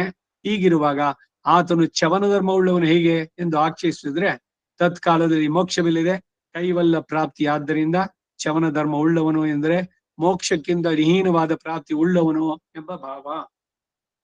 ಇನ್ನು ಇದರ ಭಾಷ್ಯವನ್ನ ನಾಳೆ ನೋಡೋಣ. वसुदेवसुतं देवं कंसचाणूरमर्दनं देवकी परमानन्दं कृष्णं वन्दे जगद्गुरुम् अतसी पुष्पसङ्काशं हारनूपुरशोभितं रत्नकङ्कणकेयूरं कृष्णं वन्दे जगद्गुरुम् कुटिलालगजं युक्तं पूर्णचन्दनिभाननं विलसत्कुण्डलधरं देवं कृष्णं वन्दे जगद्गुरुम् मन्दारगन्धसंयुक्तं चारुहासं चतुर्भुजं बर्हि पिञ्छावचूडाङ्गं कृष्णं वन्दे जगद्गुरुम् उत्पुल्लपद्मत्राक्षं नीलजीमूतनिभं यादवानां शिरोरत्नं कृष्णं वन्दे जगद्गुरुम् रुक्मिणीकेळि संयुक्तं पीताम्बर सुशोभितम् अवाप्त तुलसीगन्धं कृष्णं वन्दे जगद्गुरुम् गोपिकानां कुजद्वन्द्वं कुङ्कुमाङ्कितवक्षसं श्रीनिकेतं महिश्वासं कृष्णं वन्दे जगद्गुरुम् श्रीवत्साङ्गं महोरस्कं वनमालाविराजितं शङ्खचक्रधरं देवं कृष्णं वन्दे जगद्गुरुम् कृष्णाष्टकमिदं पुण्यं भ्रातरुत्थाय पठेत् कोटिजन्मगतं पापं स्मरणेन विनश्यति कवितार्किकसिंहाय कल्याणगुणशालिने श्रीमते वेङ्कटेशाय वेदान्तगुरवे नमः वादिव्यवशिरोभङ्गपञ्चाननपराक्रमः श्रीमान् वेङ्कटनाथार्यश्चिरं विजयतां भवि श्रीमते निगमान्त